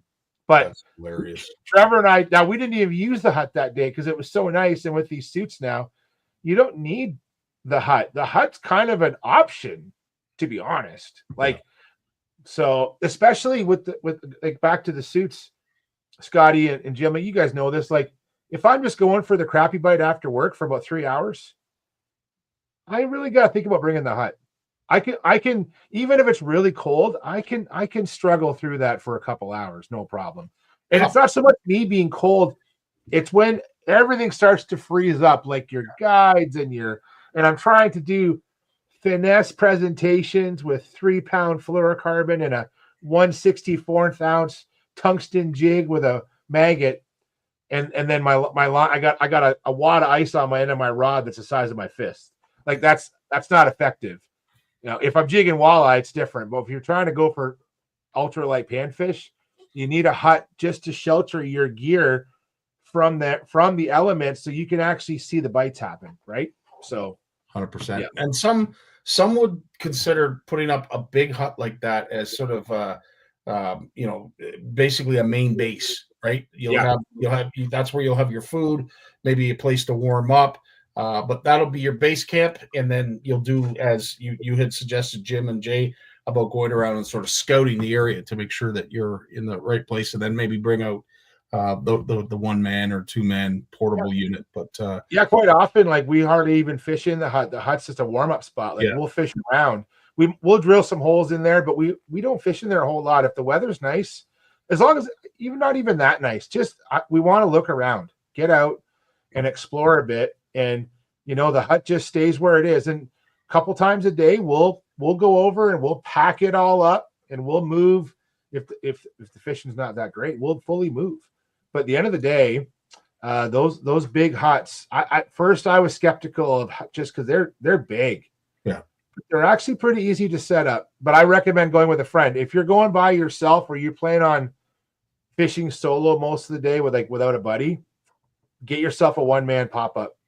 Like I think that is, you have to be a little more organized with your gear, and you can't bring the kitchen sink with you. I find you got to scale things down a bit more, but it is honestly the best to use a little flip over shelter if you can. And if you're on a machine, go as big as you can, big as you can afford. We talk about boats, buy what you can afford. Shelters, I think, are not an option. I think for ice anglers now, you should have it. And especially if you got kids, or if you want to introduce people to ice fishing and you don't want them to get scared of ice fishing, introduce them to a shelter. We're beyond the days of sitting on a frozen bucket. Amen. We're not there anymore, right? Couldn't agree more. Great advice. One question I will ask both of you: when it comes to gloves, Jim, you showed those mittens that you have. I'm a lot like Erica. I'd like to be able to wear a glove that I could still have the sensitivity of the rod, which in most cases means I'm not wearing one at all. Yeah, I won't wear I don't, because I always fish in a flip over. Yeah. I don't need gloves. Yeah. And I could not imagine, like I've tried fishing with gloves, and oh my Lord, I just have a real hard time doing that. A really hard time doing that. And I'm not talking just now. I'm talking like 25 years ago. Mm-hmm. I always had a hard time fishing with gloves. It just wasn't the same. And once you're in that hut, your level of efficiency goes up so much. It goes way up. So why dummy it up with with the gloves on? And that's like Jay mentioned about watching the line. It's the whole thing when you ice fish. It's even more so than open water fishing, because it's right there and it's below you. It's like feet away from you. So you have to really keep an eye on it. It's just like I can't stress the efficiency part of it more. No, agreed. If you're out there, you're cold, you're not having a good time, you're not gonna. In the beginning when I said to guys, I said, hey, I'll get you out ice fishing if you want to come out for the day, whatever. I don't think so. I never catch anything when I go. See, that's all changed now. Yes. People have learned now how to catch fish on the ice. Yeah. That doesn't mean drilling one hole and sitting in a hut all day, hoping a fish swims by. Do you take your boat out, drop the anchor over the side, and sit there all day? No. Yeah. Move around, you go. And it's the same thing, and that's what it does. That's why I'm not a big fan of the hub things and that. But for a family with a mom and dad and two or three kids or something, that's dreamy. Yeah. It's dreamy. 100%. Yeah. All right, let's get into the species-specific aspect. We know what gear we're bringing in terms of electronics. We know we're bringing a spud bar, what gloves we're going to be wearing. I guess one last question. Do you wear a floater suit, either one of you, or do you prefer the bib and coat designs of, like, say, Striker or any other product for that? Yeah, I've had both. I got into the bib and coat bit. I really liked it because you could slip off the jacket if it was hot inside. Yeah. But I would not hesitate to wear a life jacket early in the year. I had people say, what the hell are you wearing a life jacket for? So if I fall through, they can find the body. Amen. Like it's that kind of a thing. It makes a huge difference. But then again, I was more apt to bring it with me when I fished alone. A lot of these little bluegill lakes that I found, you were alone. Let me tell you, you were alone. There was nobody coming to get you if anything happened. There was nobody coming to get you, and that's why you have to be careful. Amen. Yeah. Jay, I noticed that you're sharing the K drill. Yeah, so this is the one that we were talking about earlier, the K drill, and now the Clam has the clam plate for it as well, which honestly, it's the K drill as an auger, and there's a lot of great options out there. Eskimo has a similar style auger too, and some of these newer ones that are full electric augers, like you don't hear the pull start anymore on Lake Simcoe, right? When you wake up in the morning and you hear everyone or the cursing. Yeah, exactly. You don't hear that anymore. Like some of these, and I think if you're going to be out, if you're out a lot, if you spend a lot of time ice fishing, a good electric auger like the Ions, they're fantastic. For a lot of the areas where I fish, especially here in the South, we don't get, like, if we got 12 inches of ice, like, we're like, there's going to be woolly mammoths walking around down here if we get 12 inches of ice. Like, that is like the ice age. So, and I don't think we'll see a winter like that for a long time. So I'm usually only drilling through, 4 to 10 inches. Yeah. And the K drill fits that bill really well. Now, why I bring this picture up is mostly because don't just use any drill. Like, go on these websites. K drill has a list of Milwaukee, DeWalt's, Ryobis that have the right specs. These brushless hammer drills. If you don't use one of those, you will burn out your drill. I promise you. Amen. Don't cheat. Get yourself a good drill. Amen. Get yourself a good battery. You need to have it. I believe the minimum is a 5 amp hour battery, which isn't cheap either. So I have two 8 amp hour batteries. I can get 100 holes with an 8-inch K drill in 6 to 8 inches of ice. That's it. Like that. I don't need more than 100 holes. I did it one day just to kind of see if I could do it, and I did it. And I used up that one battery. I've never gone through a battery. I always bring 2 batteries. You always need a backup, but that clam plate will help folks take the torque. Yeah. Like, so I'll tell you, one day, just the K drill in the drill without the clam plate. Now, Trevor was a little smaller. I saw it tossed him. Yeah. Because he didn't, I have the hammer drill with the side handle, right? But he didn't really have a grip on it, and it like flung him. And like, I've heard of people like breaking their wrist or tearing tendons in their elbows.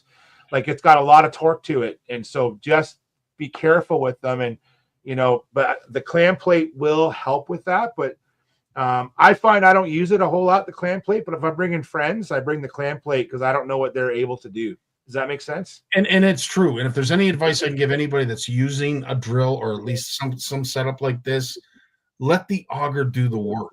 I see this need for pushing down on it. Yes. I see guys out there and they're leaning on it and everything else. Yeah. Let the auger, let the drill do the work.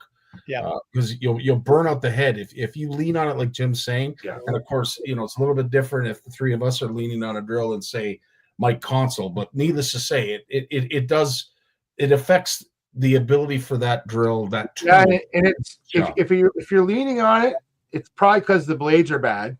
Yeah. And if you lean too much on it, you're going to wreck the blades anyway. So I would say, if you're using a drill, you probably should change the battery, because as the battery, lithium batteries will stay full for a long time, then they just drop, right? So when you're getting to that drop point, you lose a lot of that torque. You'll notice it right away. So just switch it out. Just switch to it. And Now, if you haven't kept your battery in a warm place, like I recommend keeping your battery in your shelter with heat. If you've kept it outside, you might want to change batteries and warm the other one up, because once you bring the one up to temperature that seemed to be dead, it might still have a lot of life left in it, because those lithiums don't do well in the real cold. But I will say that, you know, you guys are absolutely right. Like, do not lean on that drill. Just let it cut. Let it cut. Keep it straight up and down, and let it cut. Like, first time I used K-drill, man, I was kind of forcing it, I think, and I was cutting on friggin' angles. Like, that thing will cut on a 45 if I want it to. And I've actually done this for some camera work, guys. Like, if I want a cool shot with an underwater camera, I'll drill a hole on a 45 down to my main hole to run a camera down there. Like, it's a pretty cool tool, but there's some great ones out there, and it's all about price, whatever you can afford. I still have a couple old Finbore 3s here, guys, like the old offset, like that. I used them for years. The 6-inch Finbore was the best one, I felt, because you still move a lot of ice, but the 4.5-inch was too small for big perch and big crappie. But the 6-inch was fine for most game fish, but you had to go up to an 8. And even, but the 8-inch though, oh my God, you break in a sweat. Like, I used to buy new blades every year as a gift to myself at Christmas, because the sharper the blades, the better. But that offset Finbore was the best. To me, it was the best hand auger available at the time, right? And they've lasted through time. Like, Yeah. I mean, you'll still see them available now. Rapala has a bunch of them on that they make, and there's a bunch of others as well. But yeah, they have stuck around and probably will forever. I see there's a question in the chat. Sonia's asking, do the fans on top of the buddy heater make a difference? They really do. They really do. So what I do for the buddy heater is I keep it up off the ice. And actually, I have a little collapsible stool, like a footstool. It's about, I don't know, it's about 8-10 inches high. It folds down flat, just goes in my sled. But I actually put the stool up, so then that heater is about 8 or 10 inches off the ice. Because if you have it right on the ice, you'll get a pool of water in front of it. But that fan will help move that air around, and especially if you're in a pop-up shelter with more room. If I'm just a flip over, I usually have the heater behind me, like in the tub. So, and then I have my vent open above it, so I don't have to worry about. I got usually good airflow in those little one-mans, but in the big one, because you can get crazy air temperature, like in the big shelter, like I can stand up in it and still have room above me to touch the roof, right? Mm-hmm. So you get crazy air stratification in there, where it's really hot and really cold. 100%. Those fans do help, but that's just one more thing to bring, though, right? We talk about ice fishing. Well, we want to bring it all, but good Lord, sometimes we bring too much. Carry it. Yeah, you got to carry it. yeah. So, Jim, getting into species specific, we're going to start with your favorite species. Of course, anybody that knows Jim knows that he loves his bluegill. So, if you're getting ready to head out and you're going to be catching some sunfish, bluegill, red ear sunfish, whatever species of sunfish that you prefer, is there a specific type of bait, different specific type of setup that you would be gearing up? And if you could share just a little bit of your secrets. Yeah, no, there's no secrets to it, man. It's like I'd have a 28 to 32 inch rod, lots of tip on it, really light, 3-pound test. What's the line I like today? Is it micro ice? No. Yeah, it's a 3-pound micro ice. Yeah. I settled on that years ago. I even used to use it, fishing panfish from shore in the spring. I just loved it. A lot of times now in the spring, I'll use. I've got on to using slightly heavier line, because I don't think you really need the light stuff like that. Like, I don't think you spend enough time with them examining it the way you do when you ice fish. Mm-hmm.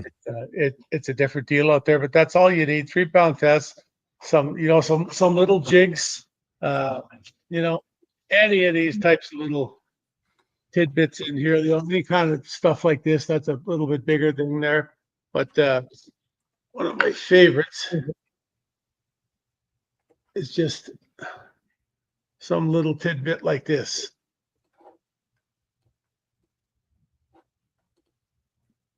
Little deals like that. Gotcha. Yeah. Little piece of plastic on the tail. And then there's the where'd it go? I think I got something here. Yeah. I discovered these little things. I think we talked about this before. And they are the coolest little thing. And like a little skirt. Yes. Yes. Mm-hmm. Yeah. Okay. Now they are called, the name's getting away from me. Got more here. I stocked up on. They're called silkies. Silkies. Yeah. Thank you. Silkies. I was thinking, I don't know, slippies or something else, but that's, and they come in different colors. But Yeah. I used one of these last year in all my crappie fishing in the spring. And when I wasn't using the crankbait, I used that. And I still have the other one here still somewhere. I took it off the rod, but I only used one. I don't know what that little ball is that you stick the hook through there, but it's like wacky rigging. It's sort of like some kind of neoprene or something like that. Yeah. It's That's right. It's just an amazing thing. And they eat it. It folds up to nothing because it's just a little. When Gen told me about this, I was expecting to see a piece of plastic or some kind of a rubber skirt. I didn't realize that it was actually little strands of silk. Yeah. And when they get wet, they don't stay straight like that. They're just wiggling. They look like all these little tentacles and things, like all the zooplankton and all that stuff that's out there. It's really cool. But that's that type of stuff. And I spent a lot of time fishing with bluegills too. My search lure was always a little jig and wrap. That's a tikka minnow. Jeez. Like that. You can see how small they are. 100%. You know what makes all these things really good is when you add magnets to them. I was just going to ask you, do you add magnets to all of these? I used to buy them 5,000 for the winter. Yeah. And the box stayed in the fridge, and that was the deal. It was the styrofoam box, and you go in and the odd one would die. You clean them up, keep them fresh, whatever else, that type of thing. And it would last me the whole winter. But I got that from Dave Gens, and it was one of the best things that I ever learned. I mean, when we used to fish down in Quinny for walleyes, we used waxworms on all the jigs. We didn't use a minnow head. Yeah.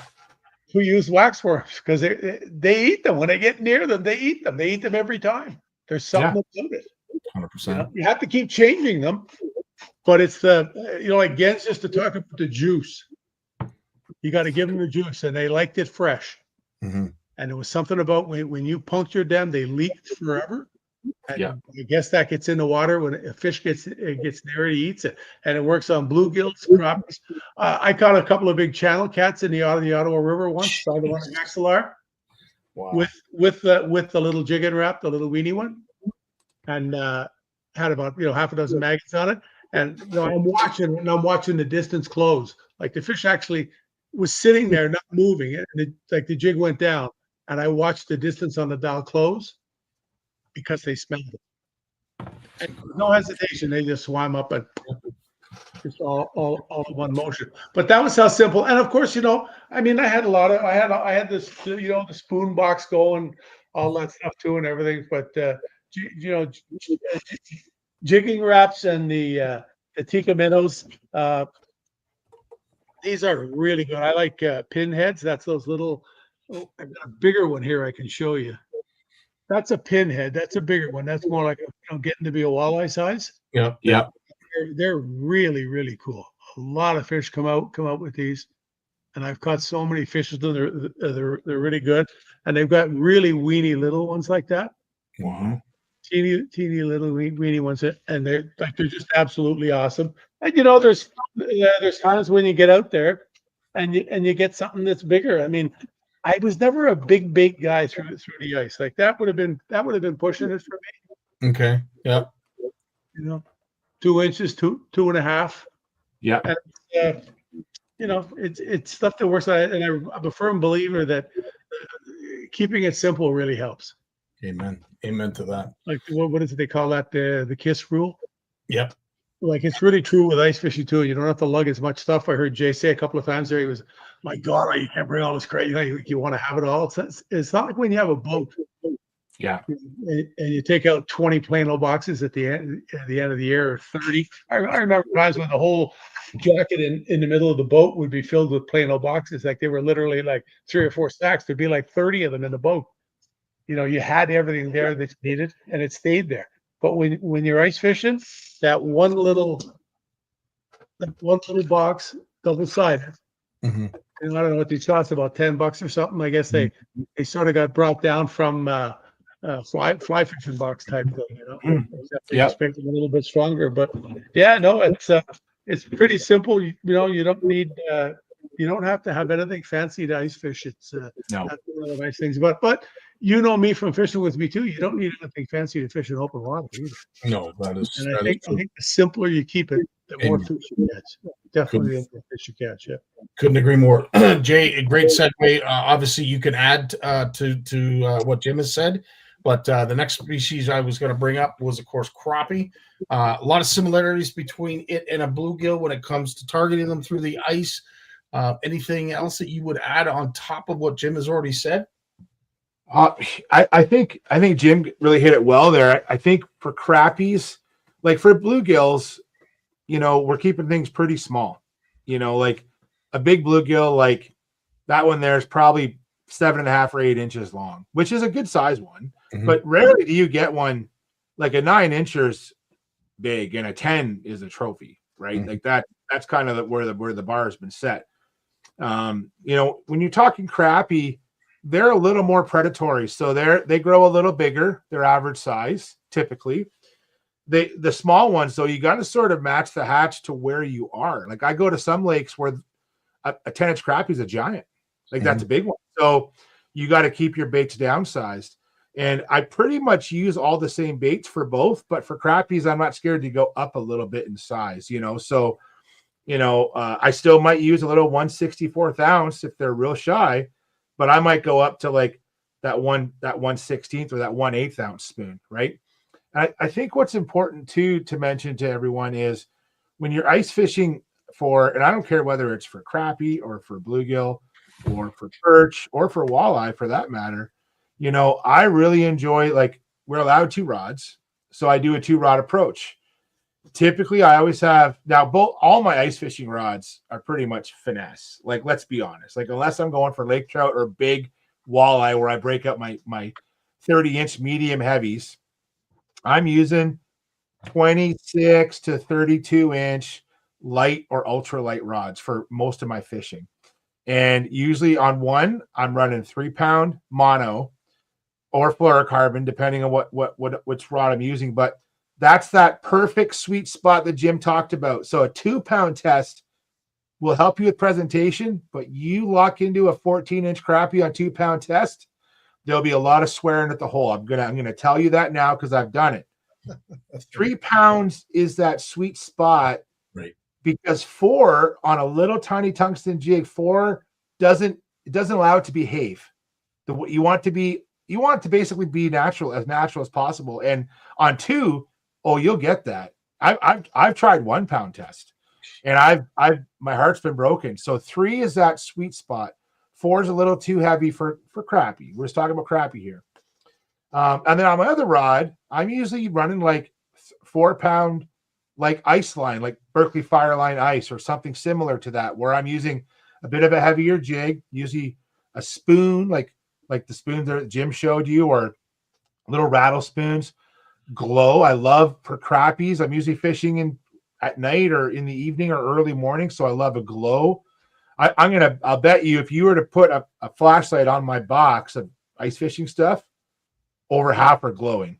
Yeah. Over half have glow on them. Whether it's I love the clown, like the Wonder Bread is probably my favorite. But I'm going to give you guys a secret. Red or pink glow, crappie love that. I don't know why they do, but they love red or pink.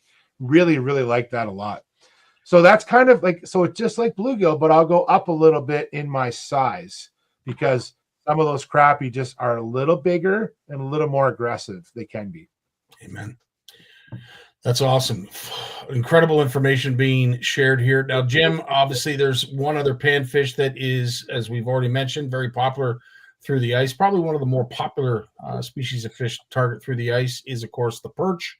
Yep. Anything on top of what you shared with bluegill and crappie? Would you add anything more? Well, I think perch are more like crappies. You can catch them with bigger things. Yeah. I mean, the number of perch that I used to catch crankbaiting in places like Simcoe and Cooch, a 3.5-inch deep diving bait on 8-pound line. I got it down 18 feet in the water, and you come up with a 14-inch perch on it, and he's halfway up the lure. I mean, they definitely, I believe in my mind anyway, they tend to eat things a little bit bigger. Mm-hmm.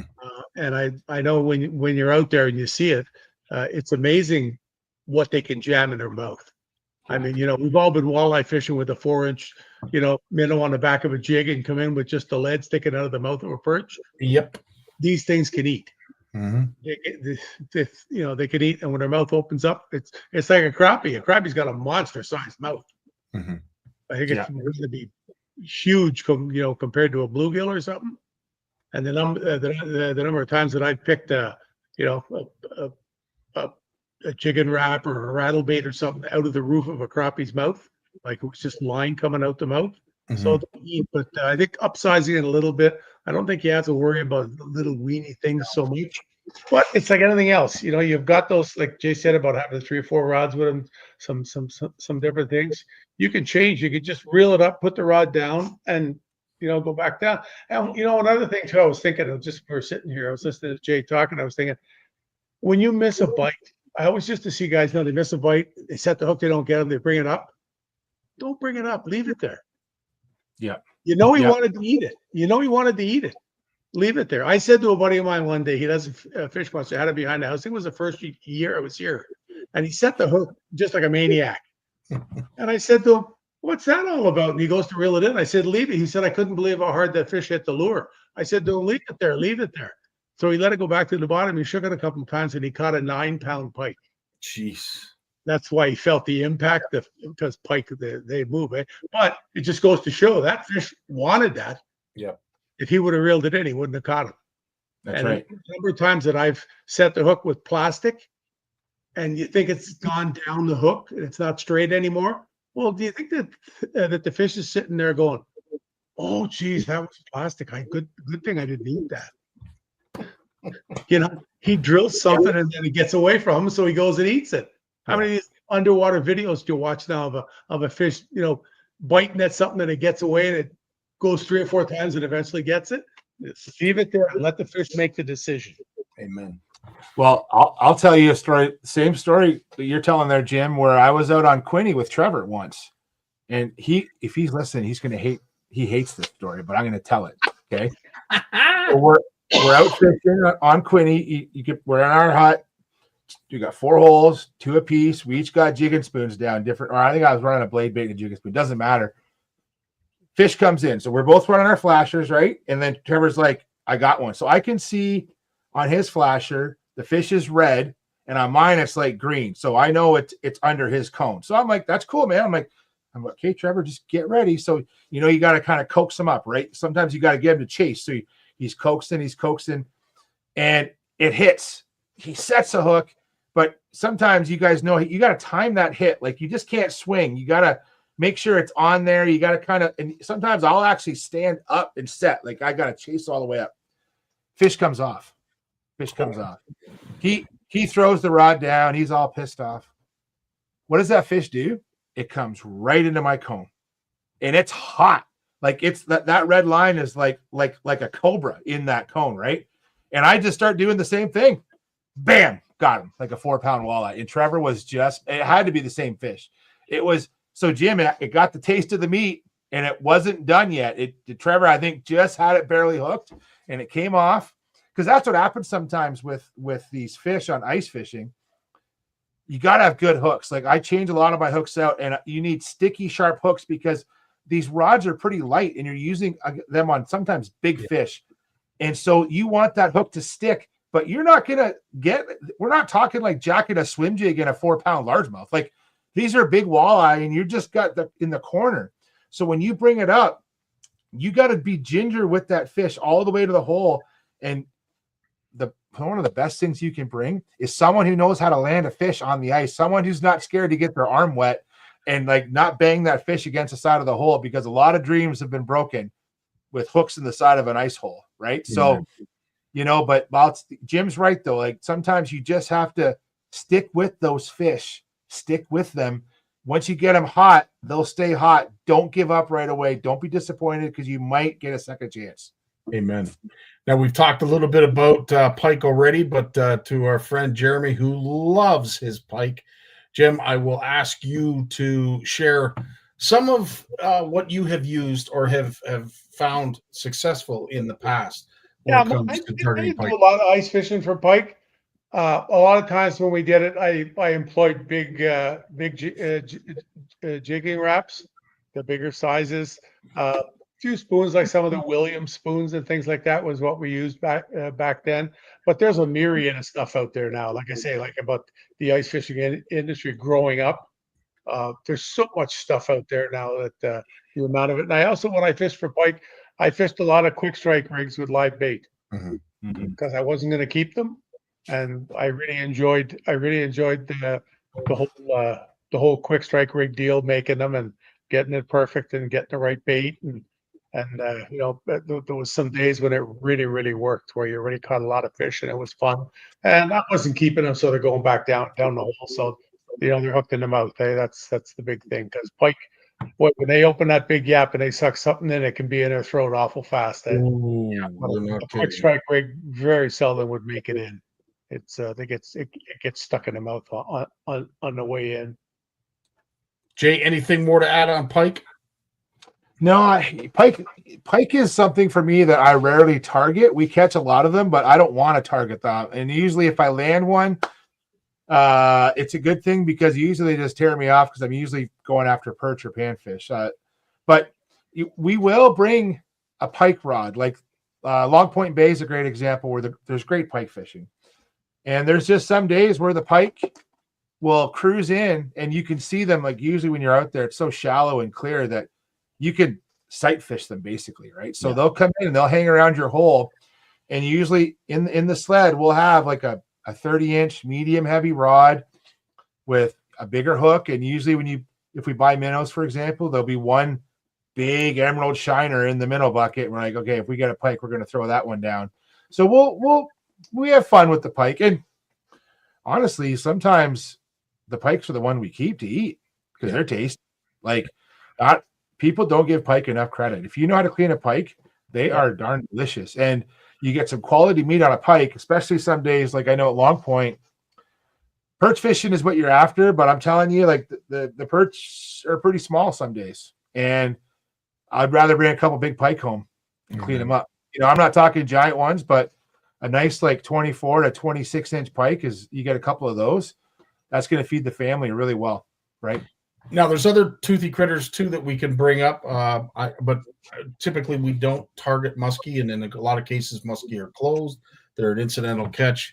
So at the end of the day, we're not going to discuss those kind of fish. We'll just discuss the fish that are predominantly the ones that are targeted. The one fish that I have not brought up, and I can have either one of you discuss it, is of course whitefish. That is another predominantly targeted fish through the ice. Anything in particular you would use, Jim, when it comes to whitefish? Smaller stuff. I haven't done a lot of it, just a bit on Lake Simcoe and that. Yeah. And I think I've had a couple of really good days. It was almost like the fish all got together and said, "Hey, let's make him feel good today." and then most of the days it was like they told me, like, you remember the last time he was here? Yeah. He's out of here. You wouldn't even see one. Or you get a day where you get a whole bunch come in and you wouldn't even, like, I shouldn't even say come in. Your lure just happened to be where they were swimming by. They weren't coming to look at it because they never even turned their head. But Scotty, another fish that's really getting going is burbot. Mm-hmm. Amen. Not only are they good to eat, it's going to be like anything else. They're going to get a beating.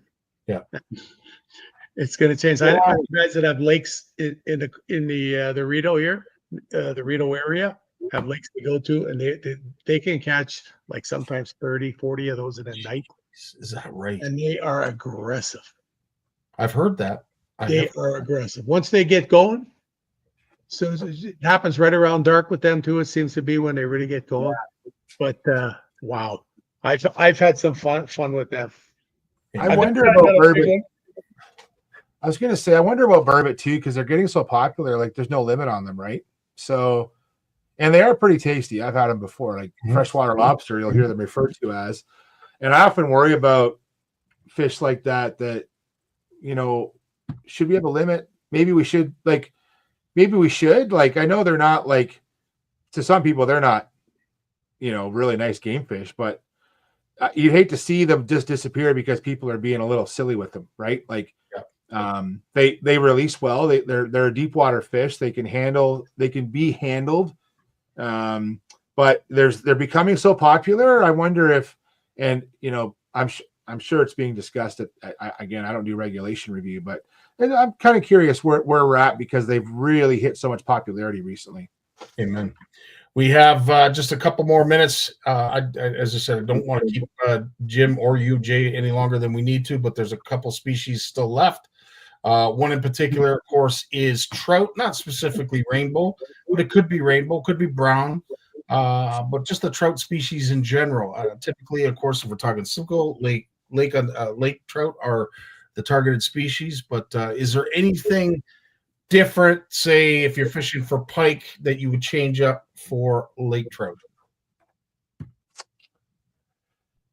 I think that lake trout are kind of a unique creature for ice fishing. I don't do a lot of lake trout fishing. I have, I think that they're just a larger bodied fish, and I think that honestly to target them well, you got to cover some ground for a lot of the lake trout lakes. They're a big lake fish. Even some of the bigger lakes, like in that sort of Halliburton Minden area, that I'll target them. It's a lot of work, and they come and go. Because they're a large predator. They don't school up like other things we're talking about. Like even walleye will kind of come in waves. Lake trout are kind of roamers, and but they are fun to catch though. Like you get a big lake trout, no one's going to complain. But they take a little more effort, a little more planning. But you're in that category of you're using probably medium heavy rods, 30-inch rods.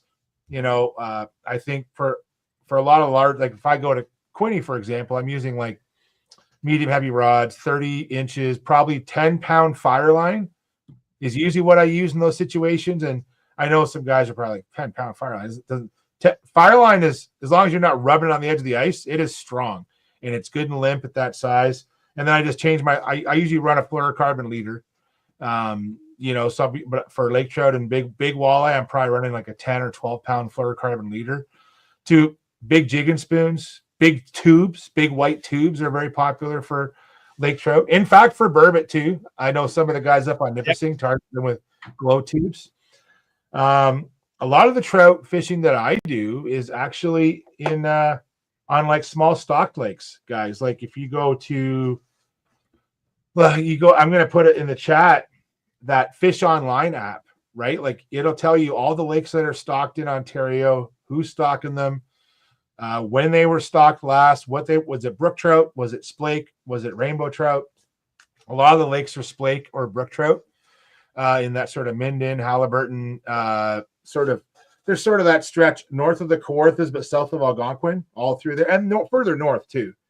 That's a great place to start. And the secret to those is I fish for them like a lot of those small brook trout, same as panfish. Mm-hmm. But instead of using like white and pink and red, I kind of use like chrome or gold or like a blue and silver or blue and gold, red and gold, like something a little, they tend to like shinier things more, if that makes any sense. Yeah.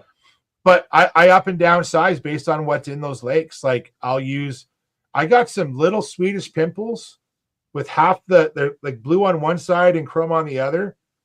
I'm pretty sure they're actually Heather's, but don't tell her. But like half the paint's missing on them. We've caught so many brook trout on them over the years, like stocked brook trout. And what's cool about stocked trout lakes is most of them are open year round.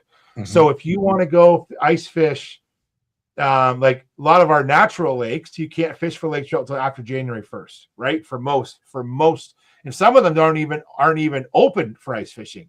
So check your regs. But brook trout and splake lakes, a lot of those that are stocked are open year round if they're stocked lakes because they're designed to be put and take. Great opportunity to get out ice fishing for everybody. And a lot of the lakes are close to access points where you don't have to walk too far or drive too far to get to them. So those little trout lakes are key. And I just think it's still small baits, small presentations. A lot of the same rods that I was using for crappie and bluegill, I'd be using for brook trout. Amen. Great advice. Last but not least, Jim, the beloved walleye. What are you gearing up? Obviously, you have your go-tos, which you typically always use, but what's your go-to when it comes to walleye? 32, 34, 36-inch rod, medium heavy. A lot of you can see right there, jig and wraps. That was my go-to. I think jig and wraps the best ice fishing lure that was ever invented. Period. There's nothing touches it. It's not because I used it more. The number of times that I started off with other stuff, and I would go back to that particular one, I did so well with. I did so well with that one. But any of those vertical ones that go around, blue and silver worked very, very well in the Bay of Quinte a long time ago. I'm not familiar now. I haven't fished it, recently enough to know if it still is the deal. But that glow white with that chartreuse on the head worked, and I think that's the one that I had the red treble on the nose, sort of about bending the yes, eye, it is red. Yeah. the eye hook in and putting a feathered treble on the nose. Yeah. You have to do it slowly though, because if you break the hook, it isn't any good anymore. So you spend 10 or 15 bucks on the lure and it's garbage, eh? But some spoons, I fished a lot of small glow red spoons. Really small stuff too, like an inch and 3/4, 2 inches, that type of stuff. Like a lot of times, I got that bit when Jay mentioned about red and pink. Dave Gans told me when he first introduced me, and we used to fish with the fat boys all the time with the maggots. He said to me, "Don't even have 2 of the other colors. Buy 10 red ones." That's it. He just said after all the years he spent and all the fishing he's done everywhere, the glow red was the color that caught fish. It was the deal, and it's not because it's what they used; it's what everybody caught more fish with. Yeah, it's that type of a thing. And when you talk about walleyes, they're I think even more so with them than a lot of fish. They can be different from body of water to body of water, or geographic areas, or you can break it down somehow. They are different, but place like most of the walleye fishing I did was on Quinte or the Ottawa River, and on the Ottawa River, you'd catch 30, 40 fish some days you'd catch 2, but in Quinte, you always caught 5, 6, 8. You'd have a big day, you get a dozen, but they were always bigger.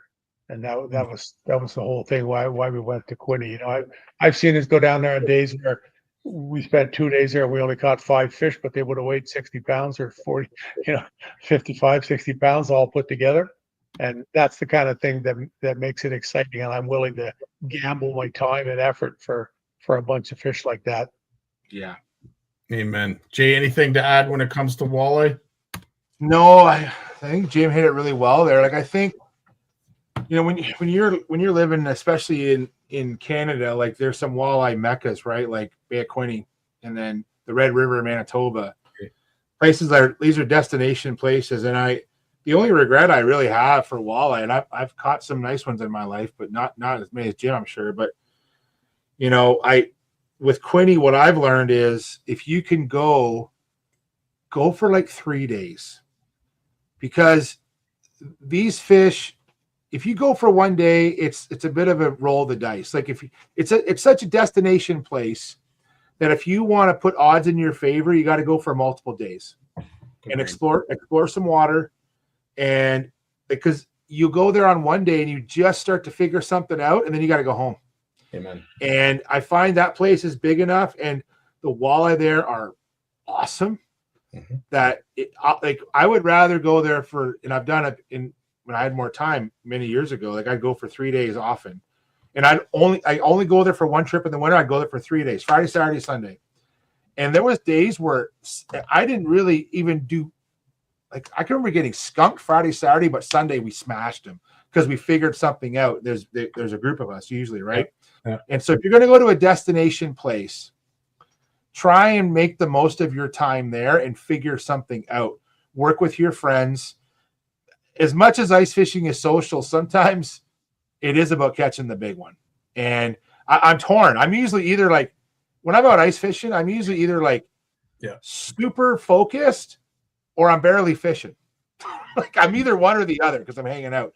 Amen. A good thing I'll tell you though from my Quinny experiences is don't just have cell phones, but have two-way radios to talk to your buddies in the huts.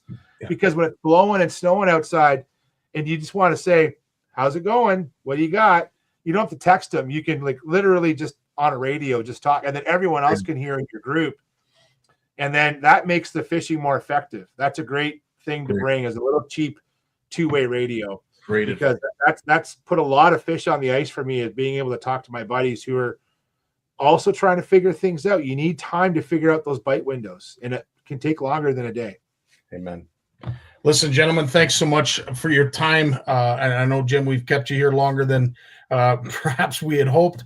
I'm missing my beauty sleep. I was just going to say, I want to get you out of here. To the Barnucz family, to the McLaughlin family, I want to wish you guys a very, very Merry Christmas. We'll have right back at you, buddy. We'll see each other before the new year, but I want you guys to enjoy the holiday season and, of course, Christmas, because it is family time. So we're going to give you Monday off next week. And in the meantime, hopefully you can rest up and Jim, in your case, get 100% so that we're ready for 2025. But I can't thank you. And you know, I always tell this to people at Christmas time, and I don't know whether I've ever done it here, but if anybody out there has somebody that's special to them, they haven't talked to them for a long time, like maybe 5 years, 2 years, you know, for a reason, something that happened. And, you know, people say, well, they haven't called me. Well, they're saying the same thing about you. Yeah. Take the time to make a call. Amen. Find somebody that you know you parted ways for whatever reason, and do this. It'll make a difference in your life. Amen. Good, great advice. Gentlemen, we will see you on the flip side. In the meantime, as I said, hope you guys both have a great Merry Christmas, and Santa's good to you. You guys. Ho, ho, ho. See you guys. Merry Christmas. Merry Christmas, guys. Everybody be safe. Amen. As I said, lucky to have these two, as well as Lawrence, Yvonne as well, on the show. And, of course, all of our invited guests. We are wishing everybody a Merry Christmas, but I can't think of anything better to do that than to share a video. And I want to thank Bruce from Ugly Boys Baits for helping me put this together. Wishing all of you a Merry Christmas. Hopefully it is a healthy one. It is a safe one. And it is a prosperous one. We will see you before the new year. But until then, have yourselves a Merry Christmas.